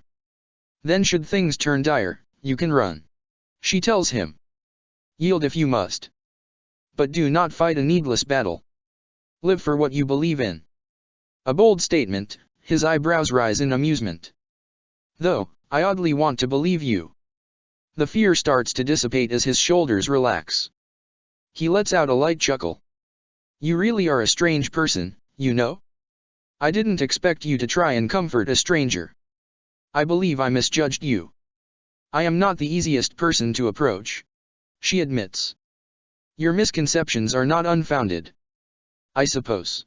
He nods. But I appreciate it, nonetheless. Live for what you believe in, huh? He looks up at the sky. What is it that you believe in, mercenary? She stares up at the sky with him, leaving the question unanswered. Byleth reluctantly had to part from Lindhart. Despite being strange, his presence was soothing in the chaos of the war, when Randolph dragged her once more to another strategy meeting with the restless Edelgard. It consisted of hours of discussing troop formation and investigating routes within the Silver Maiden. By the time she steps out of the command center, the sun already starts to set. Edelgard and Byleth walk in tandem to the courtyard. I appreciate your assistance once again, Edelgard thanks. Your leadership has once again proved to be on par with even my most elite commanders. It's like you've led a war once before. Byleth cringes internally. It is similar to the life of a mercenary. Nothing more. What are your thoughts in having a permanent station within the Imperial forces once the war is over? Edelgard asks. Of course, your father and the mercenaries will be hired alongside you. And you will be compensated much more abundantly than you are now, when our budget doesn't fall short. She shakes her head almost too quickly. Military work does not suit me. Besides, we mercenaries prefer to have our life outside of political affiliation. I suppose that rings true. Edelgard says dejectedly. However, it does strike interesting. I'm not sure if you notice, but you carry yourself as if you uphold some sort of duty. What do you mean? She asks, genuinely confused. You strategize with an agenda, and you think like a conqueror. The way you calculated our probabilities of success in overtaking certain strongholds during the beginning of our siege, for instance, is not how a mercenary usually thinks. Byleth stays silent. I do not mean this as offense. Edelgard clarifies. I just think I can learn a thing or two from you. Is that so? She hums. Anyway, do think about my offer. You will be a great addition to the Empire, and I hope to repay you justifiably for all that you've done. I'm sure that there is plenty of future to think about once we claim victory. A future? Questions once again ring at the back of her head. What does she believe in? And what kind of future is waiting for her now? How are you doing, Your Majesty? Monica appears before them, interrupting Byleth's train of thought. Over time, the girl seemed to have grown accustomed to Byleth's death glares that she has no trouble being near her anymore. That doesn't mean Byleth reciprocates, however. I hope you've been getting some rest, at least. Monica smiles. It seems you never stop working unless someone physically pulls you away from it. I've been getting more rest than Hubert, at least. Edelgard stretches her arms. We're here in the courtyard chatting, are we not? Fair enough. Monica beams. And so I'm clear, even a sliver of your time is a blessing beyond all measure. Though I suggest you find a better point of comparison than Hubert for how hard you work. A noise is heard from beyond the fortress walls. Monica perks up at the sound.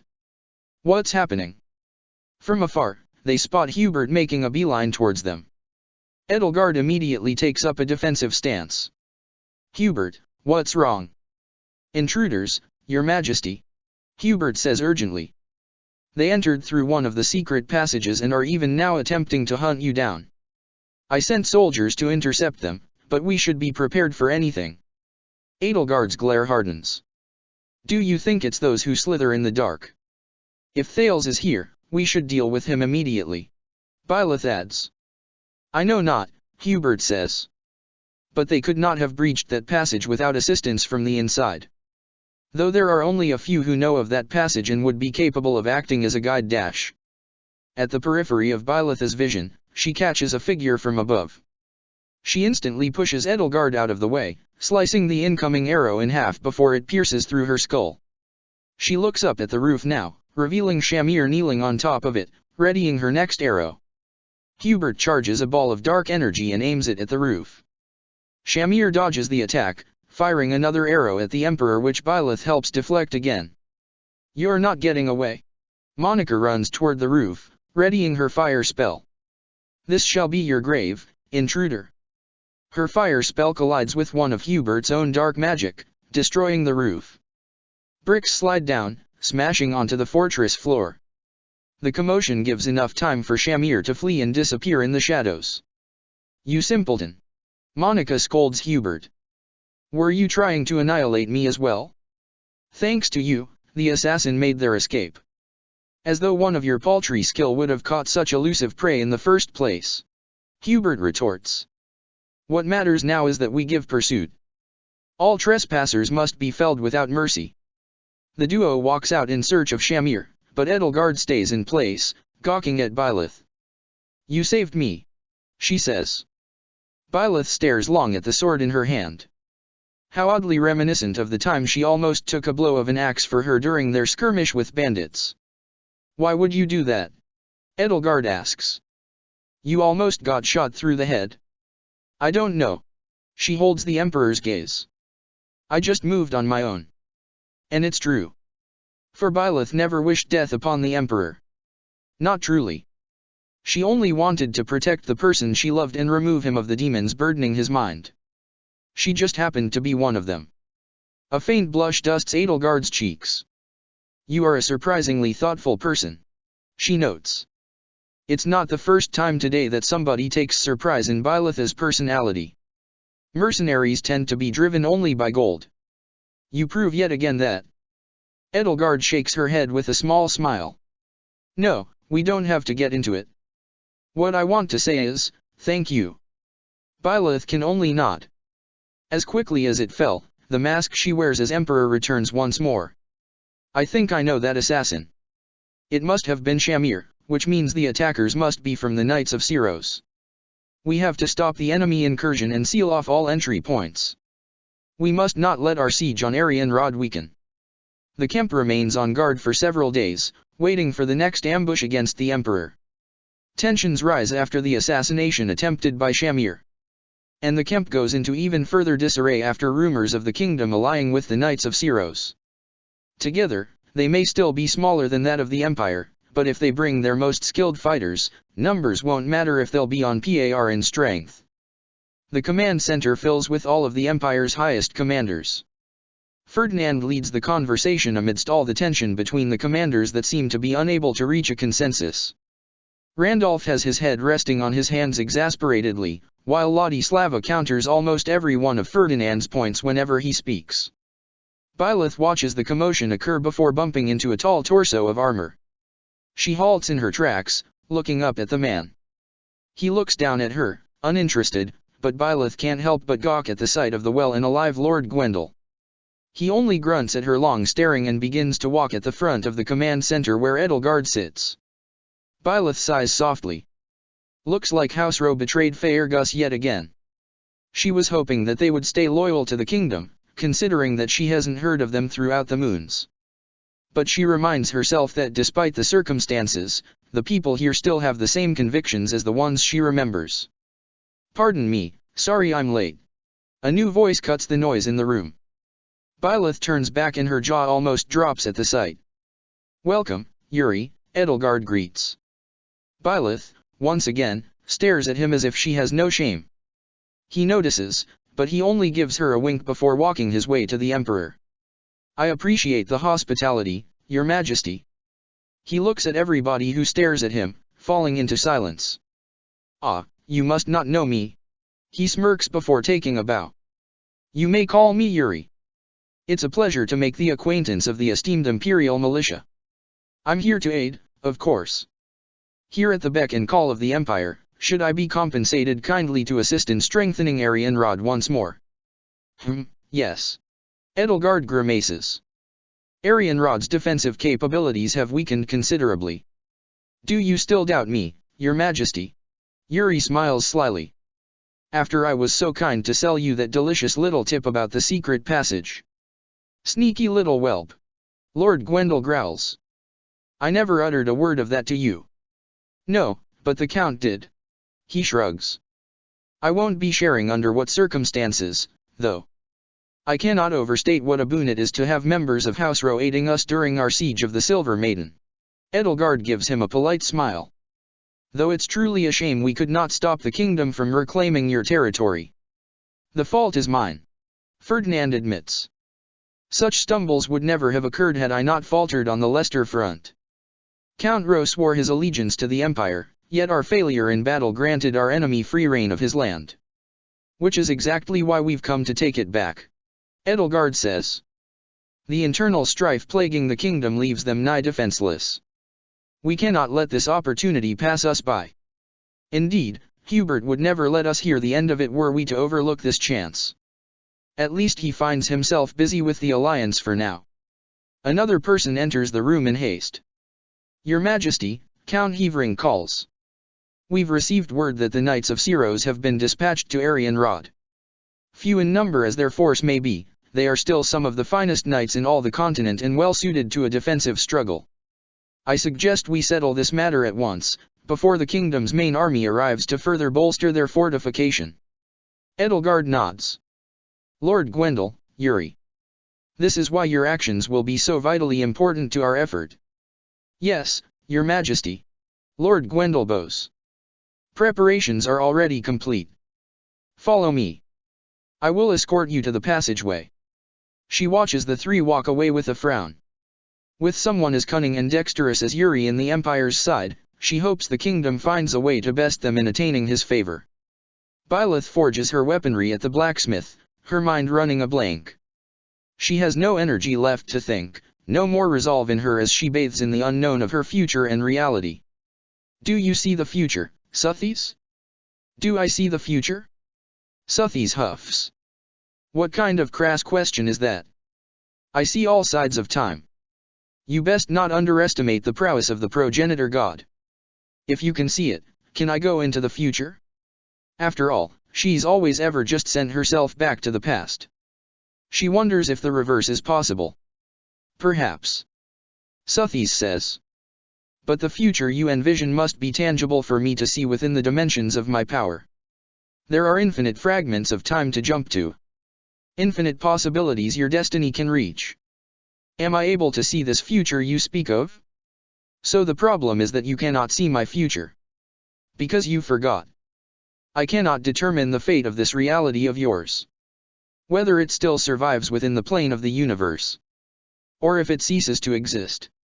Time can be erasable after all. Byleth blanches at the fact, her stomach becoming empty. Thinking of the possibility that she might have just erased her entire life in an attempt to save herself from one of Thal's spells is enough to make her sick. How careless can she be? It does not do you good to tremble in fear of the future. Suthes says. The question is, what will you do now? The present is always real should I be in it to safeguard the realm of time. There is only one progenitor God, after all. In every point of time, I am one and the same. What can you do now to make that future become a reality once more? She collects her forged weaponry in shaky arms, walking out of the blacksmith back to the cabin where her quarters are. The cabin shuts away all the noise from the outside, giving her some space to breathe. Before she can walk up to her quarters, she sees Geralt sitting down by the dining table, deep in thought. Geralt, she calls without thinking. He looks up at her, snapping out of his thoughts. Oh, hey, kid. He turns his gaze away again, resuming his thinking. Her chest tightens. Looking at him now, away from any distraction, resurfaces the guilt she buried inside her that she tried desperately to ignore. She slowly approaches the man, placing her swords on the table, sitting opposite of him. Geralt, she says again. Yeah. She pauses for a moment, each word she speaks coming out carefully and deliberately. Geralt, she starts. I'm sorry. He looks up at her, eyebrows raising. For what? About what I said, she frowns. The last time we spoke. He hums at the base of his throat, as if pondering. I don't hold it against you. He tells her, his frown now mirroring hers. I didn't mean to ignore you, kid. I'm sorry. She shakes her head. This whole situation, it's overwhelming for the both of us. I understand that.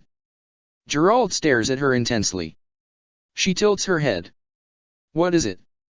He holds up a finger, fumbling in his pocket with his free hand. I've been meaning to give this to you. Geralt hands something small, placing it on her palm. Her breath hitches. This is Dash. Geralt's ring sparkles on her hand. She knows it to be real, from the engraving around the silver, and the rose quartz and amethyst gemstones that crowd in its center like a flower. She glances at her empty left hand, missing of the emerald stone that used to wrap around her finger. This ring is the only keepsake I have of your mother. Geralt says. She was gentle and smart. So smart. A wonderful cook.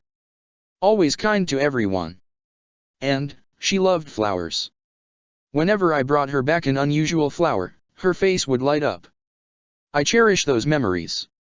I can't count how many times she made me happy just by smiling. His gaze softens at her. And she smiled the most, when she was pregnant with you. She gapes at the ring, a flood of cherished memories releasing itself in her mind, overruling the fear that she was feeling about the world just a few moments prior. Byleth fiddled with her veil. You look so beautiful, Your Grace. Flayn cooed as she finishes buttoning up the back of her dress. Byleth attempted a smile through the mirror. Oh, Lady Rhea would be in awe of the sight. Flayn beamed. Let me go fetch her. She must have your bouquet ready. Flayn rushed out of the room in sheer excitement. Byleth stared at the door, waiting for her footsteps to become inaudible before she slipped out of the room herself. She walked hastily down the opposite side of the corridor, clutching onto the fabrics of her wedding dress so it wouldn't hinder her movement.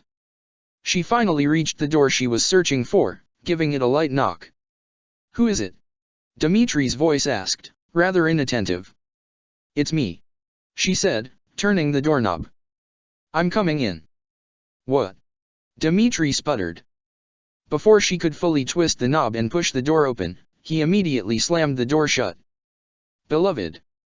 What are you doing here? I came to talk to you. She stared at the door, amused. What are you doing? You know we can't see each other before the wedding. It's bad luck. A smile crept up Byleth's face. I did not know you believed in such superstitions. Well, I don't. He cleared his throat. But I really don't want to take any chances with you. It wouldn't help either of us if I get caught out here. You have to let me in. But. Byleth's smile remained. If I come in and close my eyes, would that soothe your concerns? Dimitri let out a nervous laugh. I suppose that works. Yes. He slowly opened the door, and she closed her eyes as she steps in the room. Turn your back against mine, Byleth said, tugging on his sleeve. He did as she instructed, their backs turned against each other, and Byleth opened her eyes once more, her eyes landing on the wall in front of her, with the silhouette of her husband-to-be painted on it. So, Dimitri cleared his throat again. What did you come here for? Byleth's smile faded slightly. I wanted to confirm something with you. Of course. What is it? Dimitri, Byleth breathed in slowly. Are you sure you want to marry me? Without a doubt. Dimitri found her hand and intertwined it with his. Are you dealing with the wedding nerves? She hummed. This happens to be the most controversial marriage in history. The nobility made sure I know that. After all, I'm just a mercenary who became archbishop overnight. And now, a queen. Does it bother you? The words they say. Not for me. But for you. You are the king who dreams to rebuild the strength of Faerghus. With that being said, I want you to think once more if I'm really fit for the role. Beloved dash. The kingdom needs you. She muttered. And if I'm holding it back from its progress, then I will gladly step back for you to achieve your goals. She leaned her head against his back, relishing in his warmth. So, please think hard about your decision. He sighed softly. I wish that I can look you in the eyes right now to ease your concerns. But I have thought about this decision for a very long time. Dimitri's hand squeezed hers gently. I want you to be the queen of Faerghus. You must have forgotten the intellect and valor you showed throughout the war. Your command and strategy are what led us to victory countless times. I have no doubt that you will prove yourself fit to rule, and the people who keep spurring these doubts of your capability will come into realization of this fact. I know it's a lot to ask, to be the queen and the archbishop both at once. If that is too much for you, if it is something you refuse to do, I will never force you to marry me. But, if your doubts are due to your concern that you are not fit to be queen and that you see yourself unworthy to be by my side, then, that is something I cannot accept. Dimitri. We will prove them wrong, beloved. The kingdom and church will be stronger than ever under your rule. And I promise I will be by your side whenever you need it. No matter what. She smiled again. Is this a part of your wedding vows? He chuckled. It seems like my vows must be updated, however. When we meet at the chapel, and can see eye to eye, I shall repeat these very words, so you know what I say now is the truest thing I can speak. I never doubt you, Dimitri. She muttered. Thank you, my love. And I promise to help you put the kingdom first. I will do everything in my power to help you realize the strength of the kingdom once more.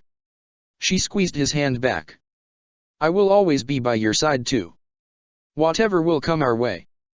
Beloved, his breath hitched at her declaration, and his hold on her hand tightened.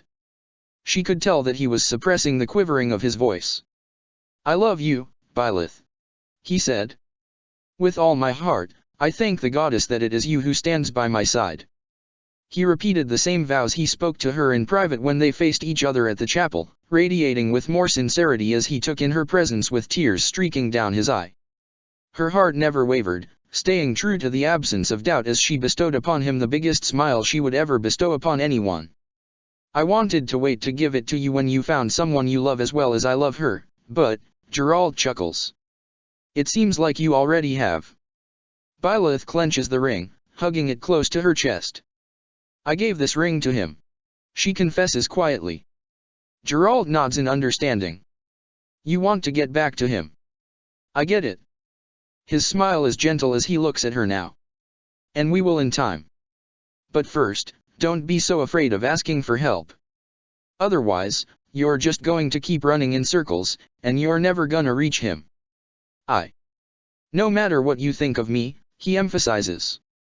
Whether I'm your father, an Agarthan, or just some regular old man, Know that I'll be here. You don't need to ask. It's unconditional, do you understand? She trembles once again at the sincerity in his eyes, grief pushing and pulling inside her in waves. She wants it so much. So much to call him her father. But not yet. Courage does not find it in her tongue to say it aloud. Okay. She nods. Thank you, Geralt. What can you do now to make that future become a reality once more? Suthies had asked.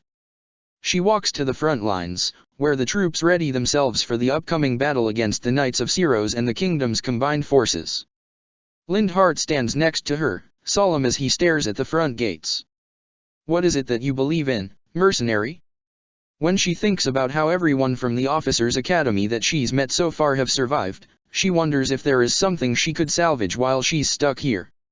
With the uncertainty of a world that she can return back to, what can she do? This world might be a restart for her.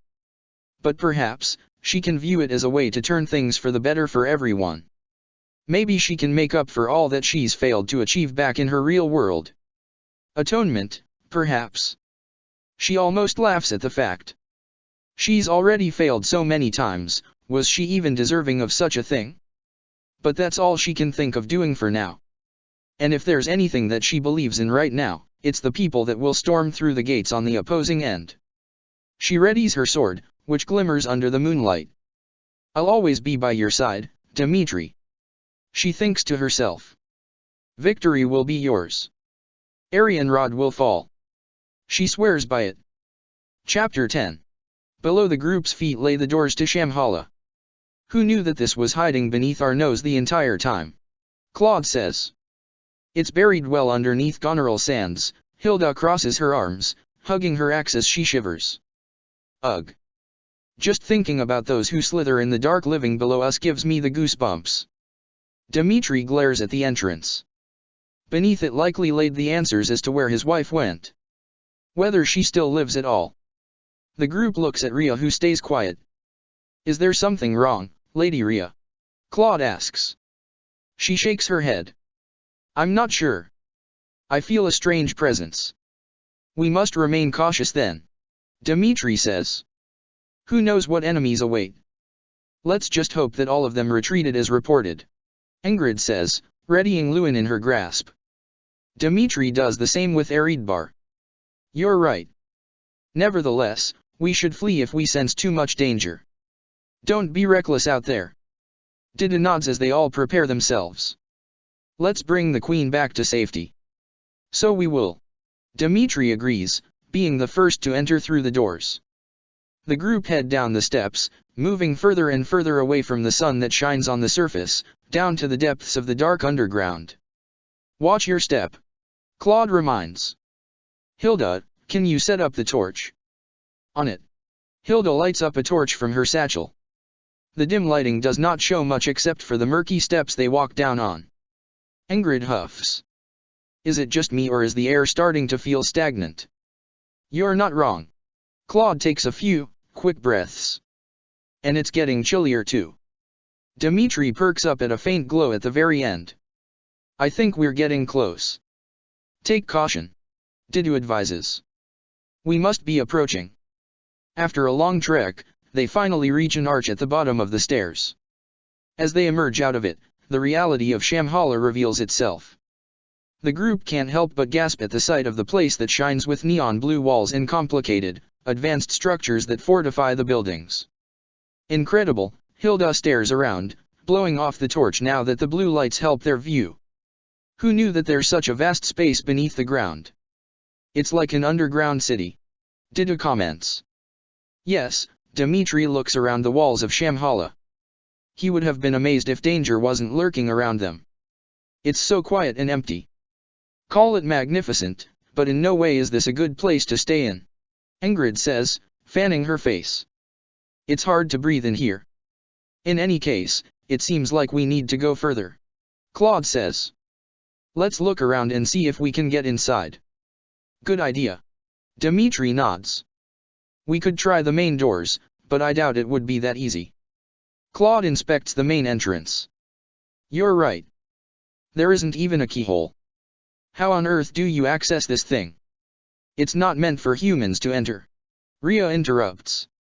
Only those of Agar the N-blood are fit to reside within these grounds, including access to their main buildings. Then how did the church get in with Her Majesty? Claude ponders. Unless they opened it for them. Dimitri grimaces. It was a trap. He recalls Catherine's mentioning of Byleth's attempted assassination. It's as clear as day to him that they expected her to find them again and slay them once and for all. So, they lured her into their territory, where they had the full advantage. We should split up and find another way in. Dimitri advises. Groups of 3 should do. Claude adds. Ingrid, you can come with me. We're the only ones that can scour the perimeter on the high ground. She nods, getting on her Pegasus. On it. Didu, you should come with me. Dimitri's eye moves from him to his tomahawk. You don't possess a relic, and who knows, those who slither in the dark are capable of. I would be more reassured if you're by my side. He nods. Understood. I'm by you. Oh, well, I guess that just leaves me and Lady Rhea. Hilda chimes in, nervously glancing at the former archbishop. Right. Rhea nods, remaining stern. We should be careful. What I'm sensing seems to be getting stronger. Dimitri stares at her for a while, unsure if he should be wary of her ominous warning. We'll take the west. You both can check the east. Dimitri says as he walks away. Let's regroup back here once we finish our investigation. Every step is careful and quiet as they make their way towards the west. The 2 men are not exactly the stealthiest, but there is no need to be when the corridor is essentially empty. Do you think they are getting ready for any ambushes? Didu asks quietly. No, and I doubt an ambush is possible. Dimitri says, taking out a map that Claude shared with them. There are supposed to be some beasts guarding the area. Didu immediately steps in front of Dimitri, readying his axe. Didu. Dimitri does the same. What's the matter? He peeks over him and is shocked by what he sees. These are his eye widens as he stares at the hunks of Titanusas that lay around the ground. Be careful, Your Majesty. Didu whispers. Who knows if they will strike at any moment? I don't think so. He gulps, walking past his friend, ignoring his protests. He stands over one of the Titanus, but they do not sense his presence. Are they asleep? Dimitri asks. No, they look dead. Or abandoned. The closer he looks at the Titanus next to him, he spots the slashes on its body and the severing of its head. They must have been obliterated in their fight with her. Dimitri's voice falters, his heart clenching when he looks at the sea of Titanusas that stretch through the area. The fight was grueling, there was no doubt about it after having witnessed this display. To the point that Catherine and Seath got gravely injured. And they were 2 formidable foes to go up against. There's so many of them. He mutters with a frown. Perhaps these are the beasts that Claude was talking about. But these aren't beasts. They're the same ones Cornelia used against us during the war. Because of her affiliation with those who slither in the dark. Didu continues. Precisely. Dimitri purses his lips. This just confirms her being one of them all the more. He continues his exploration of the area, but there are no living enemies in sight, nor any passageways. A dead end. Dimitri confirms. I suppose we should regroup with the others. Suddenly, the ground rumbles. Dimitri and Didu stagger at the quaking of the ground. The tremors impact even the ceiling, as small debris land on the ground. It happens only for a few moments, until their footing stabilizes once again. An attack. The 2 exchange looks, running back to their rendezvous point. They are the first to arrive. Are they in danger? Dimitri, over here. Claude yells from above, with Ingrid behind him. Claude. Ingrid. Dimitri rushes over to them as they land back on the ground. Are you 2 all right? Better than ever. Claude says. That was quite the noise. Did something happen below? I'm not sure myself. Dimitri responds. I suppose you didn't see anything? Nope. Not an entrance. Nor any enemies. It's as empty as could possibly be. Claude ponders. It's a hunch, but it might be a trap. They seem to enjoy setting them up. After all, those who slither in the dark have fled Shambhala, haven't they? What if they plan to destroy this place so it can be gone without a trace? We should see where the noise came from, Dimitri suggests. If it's a trap as you say, then we will flee. But what if it leads us to some answers? Claude ponders for a moment, but then he pauses. Hold on. Hilda and Lady Rhea haven't come back yet. The group exchanges looks, rushing over to the east. Looks like we have no choice but to see what this noise is about then, Your Majesty. Claude grimaces. Let's hope nothing bad happened. They eventually bump into the lost duo. Their backs are turned to them, having their weapons ready, high on guard. Hilda. Lady Rhea. Claude calls out. Hilda turns back, stretching her free arm out. Stand back everyone. Looks like this place isn't empty after all. Ingrid gasps at the sight before them. What is that? A tall pod stands before them, encased with a menacing red glow that stretches around its walls like veins. It's pulsing. Claude exclaims. As if it's alive. Because it is. Rhea responds, her eyes remaining glued at the pod. We have to destroy it before it emerges out and attacks us all. How do we destroy it? Dimitri readies Eridbar. And what's in there? Before she could respond, two hands suddenly break out of the pod. The group is taken aback, unable to react as the hands break the chains confining the pod in one tug and the entrance is kicked open. Within the darkness, a figure emerges, each step of his approaching them. A hint of light falls on his face that is grey and wrinkled, with eyes that are bloodshot red. That's Desh, Claude gasps. Siros, Nemesis grumbles. Rhea's glare fiercens. Nemesis. I should have known that you would come back. Nemesis. Claude repeats, flabbergasted. The King of Liberation, that Nemesis. Siros, his voice grows more aggressive. Until I tear you to shreds, not even death itself can restrain me. Then so come fight against me once more. Rhea readies her sword. I have slain you once, and I will do it 1,000 times over until you never return from the darkness ever again. Nemesis roars, charging towards Lady Rhea. Get back. Dimitri says, taking a protective stance in front of the group and blocking his sword strike. Claude regains his composure and quickly gets on his wyvern. I'll deal with his blind spots. Claude yells. You guys keep him occupied. The five stay on the ground, keeping Nemesis surrounded. Dimitri notices how his eyes are more focused on Lady Rhea herself, attempting to target his attacks at her. But they do not give him the leeway to focus on her as they come at him all at once, with Hilda and Dido getting closest to him with their axe swings. He deflects Dido's axe with his sword and uses his free bare hand to grab Hilda's axe handle before she strikes through his flesh, kicking her away from him harshly. Ouch! Hilda whines, clutching onto her stomach. This guy does not hold anything back on a woman, huh? As he gains distance from Hilda, Nemesis swings with his full force at Dido. Dimitri steps in on time to block his sword with his lance, making Nemesis take more of the defensive. Nemesis growls. You stand in my way. You are not passing through to the surface, Nemesis. Dimitri roars. His crest flares up, revealing the crest of Bladdid, as he strikes his lance at his foe. Nemesis cries aloud with the same fervor, the crest of flames appearing in front of him as he thrusts his sword at him.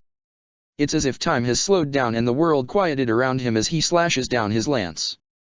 Not when Byleth suddenly appears before him, crossing her blade against his. Her eyes are widened in fear as she stares at him, yelling something inaudible, yet the desperation is palpable all the same. His heart stops at the sight. He freezes in place, hands becoming still as statue as they hold onto his weapon. But the illusion is broken, revealing Nemesis once more as he lets out a cry of pain, clutching onto his head. He grows more furious, striking his sword with even more rage. Time resumes and the world falls back into place. Dimitri quickly regains his composure as he notices the tip of Nemesis' blade is a hair away from him. Adrenaline courses through him, and all he could do is defend against the incoming strike. The two kings clash their weapons with force so immense that it even blows them away from each other. Dimitri groans. His ears ring from the booming volume of the impact and he rubs his forehead as if it would soothe the throbbing pain that he also feels in his head. He hears his name being called it from afar, but the sounds are still too muffled. He blinks quickly, attempting to clear his vision. At the other side of the grounds, Nemesis has also fallen, attempting to get back on his feet. Dmitri tries to do the same, scanning the area that is still blurry. He sees Dida not so far away from him, kneeling on the ground, next to somebody's body. Ingrid. Dida yells inaudibly at his comrade, who lays limply on the ground. Dmitri's breath hitches at the sight, adrenaline forcing him to regain his senses. He immediately scrambles at his feet, rushing to his friends. Ingrid. He shouts after her, kneeling hastily by her side. Her eyes are closed and her body is still. So still. Dmitri quickly removes her breastplate, placing his ear against her chest. He breathes out a sigh of relief when he hears her heartbeat. She's alive. He tells Dida shakily, and he releases a relieved breath as well. Dmitri scans around, noticing now that Nemesis is back on his feet, fighting his allies once again, now with more access to fight against Lady Rhea. Didu, you must get her out of here. What about you, Your Majesty? He watches him in alarm. Do not worry about me. He reassures, getting back on his feet. I still have a lot of fight left in me. Dida nods with conviction. I will be awaiting your return. He picks Ingrid up in his arms, making his retreat. Dmitri rushes over to support his allies, leaping to attack Nemesis from above. He catches sight of him, jumping backwards to evade the attack, with the lance shattering the ground below. He grits his teeth, breathing shakily. The image of his wife staring at him, distraught, has clouded his ability to think. Not when he's afraid that she will appear if he is to land another hit on his enemy. Pathetic, Siros, Nemesis spits. You seek the assistance of such humans? No mere human can so much as scratch me. I do not wish to be entertained here any longer. Then, the ground starts to rumble again. As the group becomes frantic, Nemesis only remains calm, looking upwards. It matters not. Nemesis says. This world too will be liberated. Dmitri's gaze moves upwards as well. Everyone. Claude yells from above. It's a trap. A javelin of light descends from above, bursting through the roof. Everyone, run. Dmitri bellows as the debris is about to fall upon them. His eye widens at the next javelin that approaches. It will be too late for anybody to flee. But to his surprise, Rhea runs toward the javelin, jumping over the debris. Lady Rhea. Wait. Dmitri yells. None of them are prepared for what they see next. A beam of light encloaks Rhea as she shifts into something unrecognizable. She transforms into a creature so large, soaring through the gaps of the roof. Was that a dragon? Hilda gasps. Rhea, or the dragon, begins to conjure a ray of light through her mouth, clashing with the javelin and exploding it into pieces. Another javelin comes down, and she destroys the next one. But they keep coming down endlessly, and eventually, one is able to strike her. That one dominoes to the incoming javelins that collide with her relentlessly. The dragon roars as she falls back to the underground floors of Shamhala. Run away. Claude says, and they all flee as far as they can before the dragon lands on the rubble, blowing a large dust of smoke. Dmitri yanks Hilda close to him, covering them with his cloak to protect themselves from the incoming debris. Slowly, the ruckus quietens and the dust falls. The group takes a look at the rubble and Claude joins them at the ground. The light from the roof seeps through, revealing an unconscious figure that now laid amongst the debris. Lady Rhea. Dmitri calls out to her. The rest follow in haste. Rhea groans, briefly opening her eyes. She gives them a shaky smile for just a moment before she passes out once more. He kneels next to her, inspecting for any wounds. That's when Dmitri notices the blood that drips from her forehead. No, not blood. Why is it green? We have to get her back to safety. Claude says, gently picking her up. She's gravely injured. Dmitri quickly scans around in alert, but to his realization, the King of Liberation is nowhere to be seen. Dmitri growls. He escaped. Let's not worry about that now. Claude reminds. We have to rethink our strategy now that we know what kind of enemy we're facing. You're right. He frowns, staring at Shambhala, now all in shambles, removed of its traces as Claude had predicted. Come on, Claude says, getting on his wyvern with Rhea laid in front of him. Ingrid's Pegasus is still here. You know how to fly that thing? My hands are pretty full, so you gotta take Hilda with you for this one. I know how to fly a wyvern, Claude. He retorts. But his mind now goes to the Pegasus owner. He only hopes that they all make out of this alive. Ugh, Rhea groans. Claude and Dimitri watch as the healers tend at the former archbishop. I'll have to write a letter to Gareg Mach about Lady Rhea's state. Boy, will Catherine kill us. Claude shakes his head. To think our only healer of the trip is the one who needs to be healed at the end. Dimitri frowns. Claude, you saw it too, right? Her blood. Claude's playful nature disappears. Yeah. I don't know what to make of it, but... He faces him, crossing his arms. Remember when the monastery was taken 5 years ago, and a pure white beast appeared on the battlefield? Claude starts. I only caught a glimpse of it, but I didn't understand where it came from. There were rumors that the goddess sent it to protect the monastery. Dimitri stares at the woman on the medical bed. That beast, it's Rhea, isn't it? Claude looks at him seriously. Do you think Teach knew of Rhea's true identity? Dimitri grunts. Do you think that this is another secret held by the church? Every institution has their secrets, Claude, Dimitri says solemnly. You and I know this best. He recalls the vision of her during his clash with Nemesis, and frustration starts to stir within him. They went to search for answers, yet all that they're left with is more questions. Claude sighs. Still, now that we know, it makes me wonder whether some part of Edelgard's mission stems from truth. I suppose. Dimitri says, absorbing the words slowly. He had faced her as an enemy for so many years with vengeance in his soul. It was only when he tried to reach for her in their final battle was when he was able to think a little bit more clearly. To have some clarity and think about what she was fighting for. What she believed in. Yet, to think that the church was holding a secret as dark as this was something he never believed when Edelgard claimed it. Until now. Rhea is in a grim state right now. It's possible she may not make it. But we have things we must ask her about. Claude finally lets out a weary smile. Once things calm down a little, let's go and see Rhea. Together. The truth can't be delayed any longer. Dida knocks on the open door. Your Majesty, his smile is faint, but there nonetheless. She's awake. Dimitri nods at Claude, excusing himself. He makes the way down the corridor, entering the other medical room within the Alliance fortress. As he steps in, he sees Ingrid sitting up on her bed, drinking a warm cup of tea. Ingrid.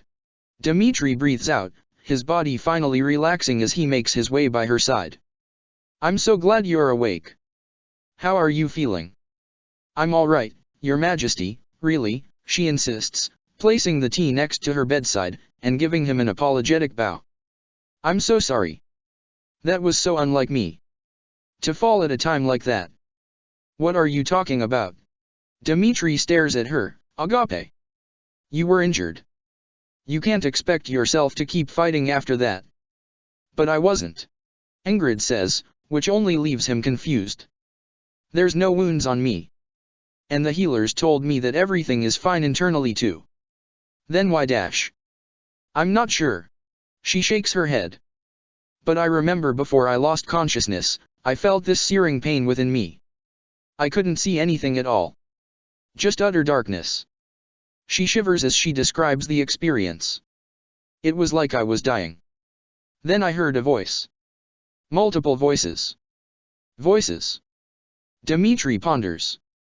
That must have just been Didu and I trying to wake you up. She lets out a light chuckle. It wasn't you. Besides, I recognize one of the voices from anywhere. After all, he never ends his foolishness even after getting married. Sylvain. Dimitri blinks. You heard Sylvain? Are you sure? Quite. She nods. And the other one? It was a woman's voice. I know it. She closes her eyes, thinking hard. Dimitri's heart pounds in anticipation. This woman, if she hears her voice, just like how he saw her in battle, perhaps this isn't just some mere vision. It may be a coincidence, but there is too much at stake for them to let it pass by as such. Ingrid finally opens her eyes wide as she finds her answer. It was the Queen. Check the description for the links to the author.